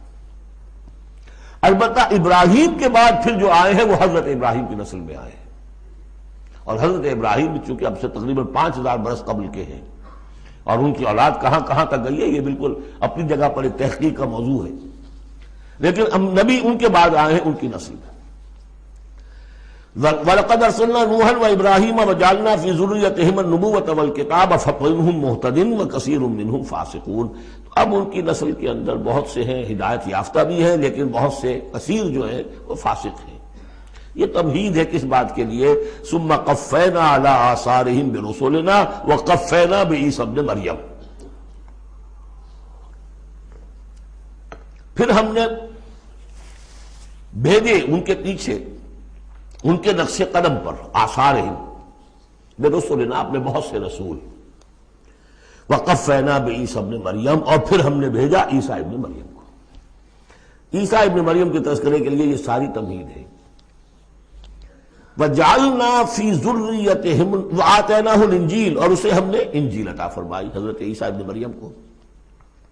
وجعلنا فی قلوب الذین اتبعوہ رأفۃ ورحمہ، اور ہم نے رکھ دیا، پیدا کر دیا ان لوگوں کے دل میں جنہوں نے اس کی پیروی کی بڑی نرمی اور رحمت. رافت اور رحمت، رافت کہتے ہیں اس کو کہ کسی کو تکلیف میں دیکھ کر آپ تڑپ اٹھیں، یہ رافت ہے. اور رحمت یہ ہے کہ آپ اب اس کے لیے اس تکلیف کے ازالے کے لیے کوئی کوشش کریں. گویا کہ یہ ایک جیسے کہ ہمارے ہاں وہ ریفلیکس ایکشن کا ایک سرکل ہے. ادھر کسی چیونٹی نے کاٹا، اس کا سارا تصور جو ہے یہاں پہنچ گیا دماغ میں، کسی چیز نے کاٹا، فوراً وہاں سے حکم آیا اور جو مسلز ہیں ان کو حکم ہوا اور ہاتھ جو ہم نے کھینچ لیا. انسٹنٹینیسلی یہ شے ہوتی ہے. اسی طریقے سے کسی کو دیکھا تکلیف میں اور خنجر چلے کسی پہ، تڑپتے ہیں ہم امیر، سارے جہاں کا درد ہمارے جگر میں ہے. اگر یہ شکل پیدا ہو جائے تو پھر آدمی اس کے نتیجے میں پھر جو بھی کچھ کر سکتا ہے کرتا ہے اس کے لیے. تو رافت اور رحمت یہ گویا کہ کمپلیمنٹری ہے. اللہ تعالیٰ فرما رہے کہ حضرت عیسیٰ کے جاننے والوں ماننے والوں کے دلوں میں یہ بات تو ہم نے پیدا کی ہے.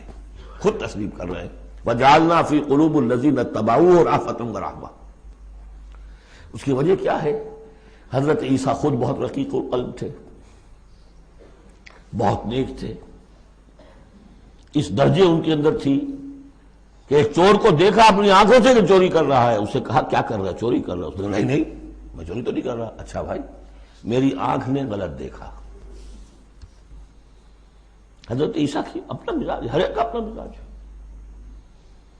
لہذا وہی مزاج ان کے جو حواریین تھا ان کے اندر پیدا ہوا ہے، رافت، رحمت، رقت قلب، شفقت۔ لیکن یہ چیز اب شیطان نے اس کو موڑ دیا رہبانیت کی طرف، وَرَهْبَانِيَّةً ابْتَدَعُوهَا، رہبانیت کی بدعت انہوں نے ایجاد کی ہے۔ ایک شے تو ہم نے رکھی ان کے دل میں، رافت اور رحمت ہم نے رکھ دی۔ تو رافت اور رحمت تو بری شے نہیں ہے، خود حضور کے لیے لفظ سورہ توبہ کی آخری آیت میں آ چکا ہے، بالناس رؤوف الرحیم، بالمومنین رؤوف الرحیم، اہل ایمان کے حق میں آپ رؤوف بھی ہیں، رحیم بھی ہیں۔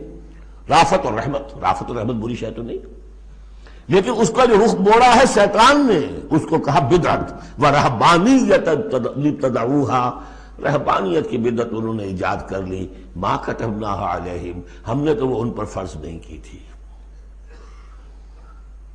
إِلَّا ابْتِغَاءَ رِضْوَانِ اللَّهِ، ہم نے تو جو چیز فرض کی تھی وہ یہی تھی کہ اللہ کی رضا تلاش کرو۔ اللہ کی رضا تلاش کرنے میں ایک راستہ یہ ہے، نفس کشی، سیلف انہیلیشن، تپسیاں، ریاضتیں، رہبانیت، ترک دنیا، تجرد کی زندگی، شادی بیاہ نہیں کرنی، لیکن یہ غلط راستہ تھا۔ اللہ کی رضا کا راستہ کیا ہے؟ وَابْتَغُوا إِلَيْهِ السَّبِيلَ وَجَاهِدُوا فِي سَبِيلِ اللَّهِ بِأَمْوَالِكُمْ وَأَنفُسِكُمْ، یہ راستہ ہے جو اللہ چاہتا ہے، باطل کو بلیا بیٹ کرنے کے لیے، حق کو غالب کرنے کے لیے، ظلم کے خاتمے کے لیے، عدل و قسط کو قائم کرنے کے لیے۔ سختیاں جھیلو، تکلیفیں برداشت کرو، بھوک برداشت کرو، فاقے برداشت کرو، جان و مال کا نقصان برداشت کرو، یہ ہے کہ جو اللہ کی رضا جوئی کا راستہ ہے جو اللہ نے سکھایا ہے۔ ہاں شیطان نے موڑ دیا کہ ان کی نیکی اب تمدن سے مڑ کر ادھر چلی جائے، تاکہ یہاں تمدن کا میدان میرے لیے ننگا ناچ میں ناچوں، مجھے کچھ پوچھنے والا نہ ہو۔ فَآتَيْنَا الَّذِينَ فَمَا رَعَوْهَا حَقَّ رِعَایَتِهَا، پھر ایک اور دوہرا جو کے اوپر چارج شیٹ ایک اور ہے، پھر وہ رعایت بھی نہیں کر سکے اس کی جیسی کہ رعایت کرنی چاہیے تھی۔ ایک دفعہ آدمی طے کر لے میں ساری عمر شادی نہیں کروں گا، مجرد رہوں گا، یہ تو آسان ہے، اس کو نبھانا تو آسان نہیں ہے۔ اللہ نے انسان میں جنسی جذبہ رکھا ہوا ہے، نتیجہ کیا نکلا؟ وہ تو جو کتابیں میں نے بتایا ہے کہ یہ موٹی موٹی ضخیم کتابیں جو ہے ہسٹری آف کرسچین موناسٹسزم پر، ان میں پڑھ لیجیے اب کیا ہوتا تھا۔ کہنے کو راہب ہے اور راہبائیں ہیں، اور زنا ہو رہا ہے، حرامی بچوں کی پیدائش ہو رہی ہے، اور ان کے تہخانوں کے اندر قبریں بن رہی ہیں۔ وہ تہخانے جو ہوتے تھے راہب خانوں کے، وہ حرامی بچوں کے قبرستان ہوتے تھے۔ آخر فطرت کا راستہ ہے، دریا کے آگے آپ بند باندھیں گے کیا کریں گے؟ کوئی راستہ اس کا ایک اور بنائیے تو پھر بند باندھ سکتے ہیں نا، چلتے دریا میں کیسے بنا دیں گے؟ وہ اسلام نے راستہ دیا ہے، حلال راستہ ہے، جائز راستہ ہے، شادی کرو، اپنے جنسی جذبے کی تسکین کا سیدھا سامان جو ہے وہ تمہارے لیے موجود ہے۔ جہاں وہاں قدغن آ جائے گی، حرام خوری ہوگی، پانی کے آگے بہاؤ کرے تو پانی کہیں نہ کہیں سے راستہ نکال لے گا، یہی ہوا۔ وہ جمی سواگت ہو آج کی دنیا کی یا کوئی بھی ہو، پھر جن کے اسکینڈلز آتے ہیں، اور کون بچا ہوا ہے؟ شاذ کوئی ہوگا، اس لیے کہ خود وہ کہتے ہیں، انہی کا ایک آدمی ہے، شاہدہ شاہد من اہلہا، جب فرائیڈ جو ہے انہی کا آدمی وہ کہتا ہے کہ یہ سب سے زیادہ پوٹنٹ ہے موٹیو انسان کا، the most potent motive in human beings is sex. حالانکہ غلط ہے یہ، مغربی حکماء میں سے کسی کی نظر کہیں جم گئی، کسی کا کہیں جم گئی، مارکس کو پیٹ نظر آیا، معاشی جذبہ جو ہے انسان کا، اس کو سیکس نظر آیا، ایڈلر کو دی ارج ٹو ڈومینیٹ، تفوق، حب تفوق، یہ ساری چیزیں اپنی جگہ پر پارشل ٹروتھس ہیں، سب ٹھیک ہیں، لیکن بہرحال جو اتنا بڑا جذبہ ہے اس کے آگے آپ ایک غیر فطری اگر بند باندھیں گے تو اس کا نقصان کیا ہوگا؟ فما رعوها حق رعایتها، تو پھر وہ رعایت بھی نہ کر سکے، اس کی حفاظت نہ کر سکے، اس کا حق ادا نہ کر سکے، اس کو نبھا نہ سکے جیسا کہ نبھانے کا حق تھا۔ فآتینا الذین آمنوا منہم اجرہم، تو ان میں سے جو لوگ ایمان لے آئے، یعنی یہ کہ جو بھی مسلمان ہو گئے یہ بھی مانی ہے، یا اپنے اپنے زمانے میں حضور صلی اللہ علیہ وسلم سے کی بعثت سے پہلے جو لوگ بھی تھے صاحب ایمان ان میں، ان کے لیے ان کا اجر ہے۔ وَكَثِيرٌ مِّنْهُمْ فَاسِقُونَ، لیکن ان کی بھی اب اکثریت جو ہے فاسقوں پر مشتمل ہے۔ یا ایھا الذین آمنوا اتقوا اللہ وآمنوا برسولہ، اس کے دو مفہوم ہیں. ایک تو یا ایھا الذین آمنوا اہل ایمان، مسلمانوں سے خطاب ہے. اہل ایمان اللہ کا تقوی اختیار کرو اور اللہ کے رسول پر ایمان کو پختہ کرو.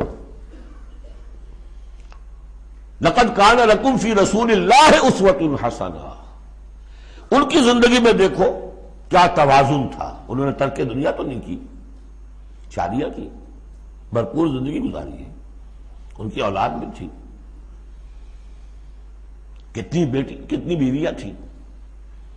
ہاں اس کے باوجود پوری زندگی لگی ہے دین کے غلبے کی جد و جہد میں. یہ اسوہ ہے، یہ آئیڈیل ہے تمہارے لیے، یہ نمونہ ہے، ان کی پیروی کرو. لقد کان لکم فی رسول اللہ اسوۃ حسنہ.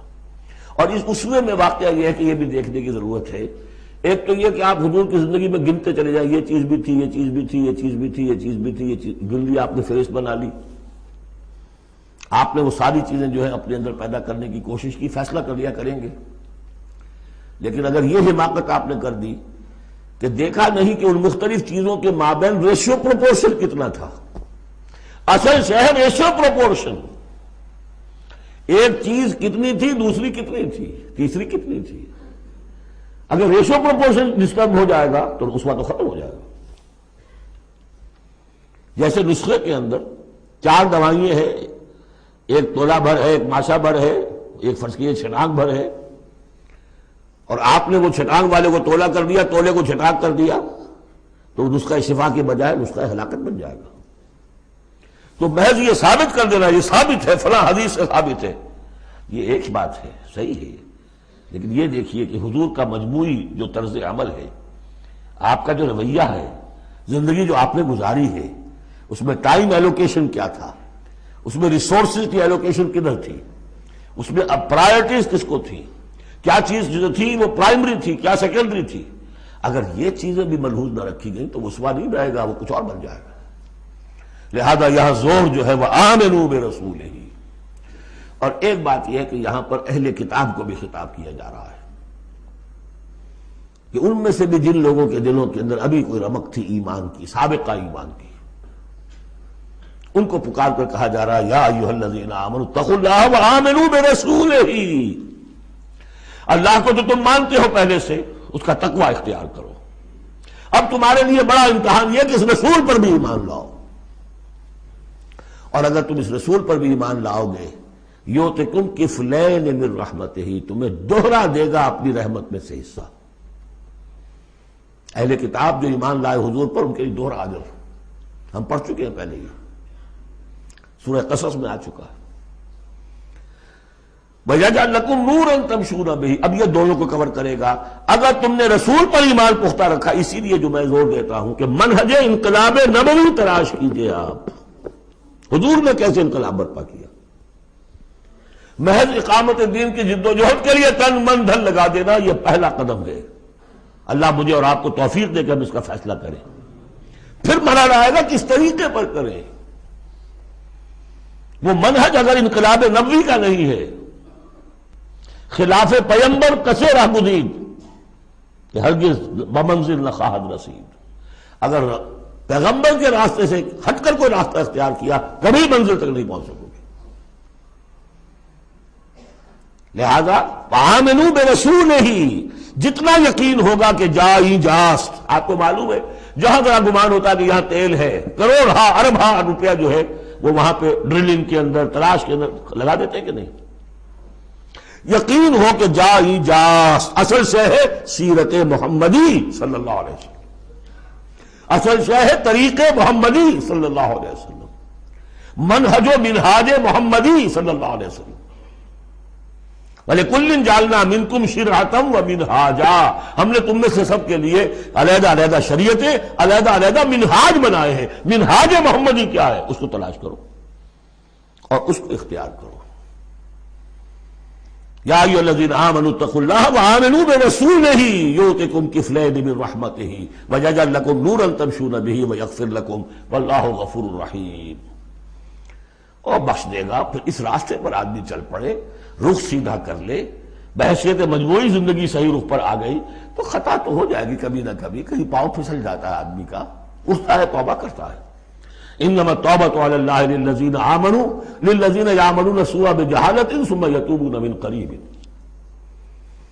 واللہ غفور الرحیم، اللہ جو ہے وہ غفور الرحیم ہے۔ تو میں نے جو اس آیت کا مفہوم بیان کیا آپ کے سامنے کہ اس میں خطاب کا رخ جو ہے اہل کتاب کی طرف بھی ہے، اس سے اگلی آیت جو ہے بہت کھل جاتی ہے۔ لِأَلَّا يَعْلَمَ أَهْلُ الْكِتَابِ أَلَّا يَقْدِرُونَ عَلَى شَيْءٍ مِّن فَضْلِ اللَّهِ، جن کے سامنے یہ پہلو نہیں آیا اس آیت میں، انہیں یہاں کہنا پڑا کہ یہاں لِأَلَّا میں لا زائد ہے، مراد لِكَيْ لَا يَعْلَمَ۔ اگر تو وہ آیت صرف مسلمانوں سے خطاب کر رہی ہے تو انہوں نے ترجمہ کیا تاکہ اہل کتاب کو اچھی طرح معلوم ہو جائے کہ اب انہیں کوئی قدرت حاصل نہیں ہے اللہ کے فضل پر،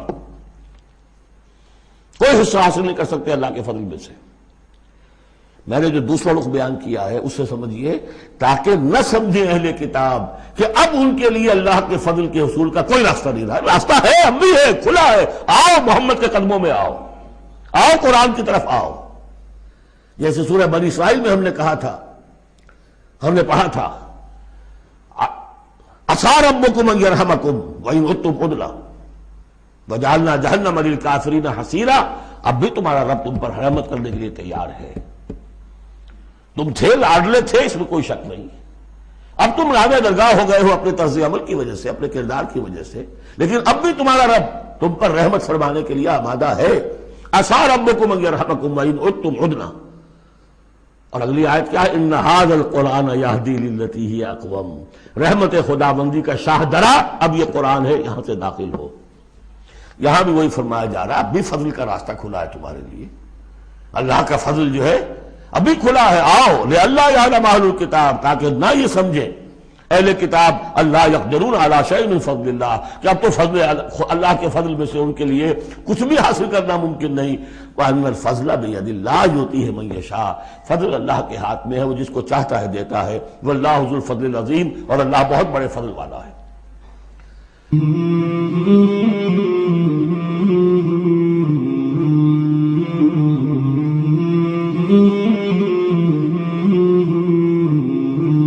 مولاي صل وسلم دائما أبدا على حبيبك خير الخلق كلهم، مولاي صل وسلم دائما أبدا على حبيبك خير الخلق كلهم، مولاي صل وسلم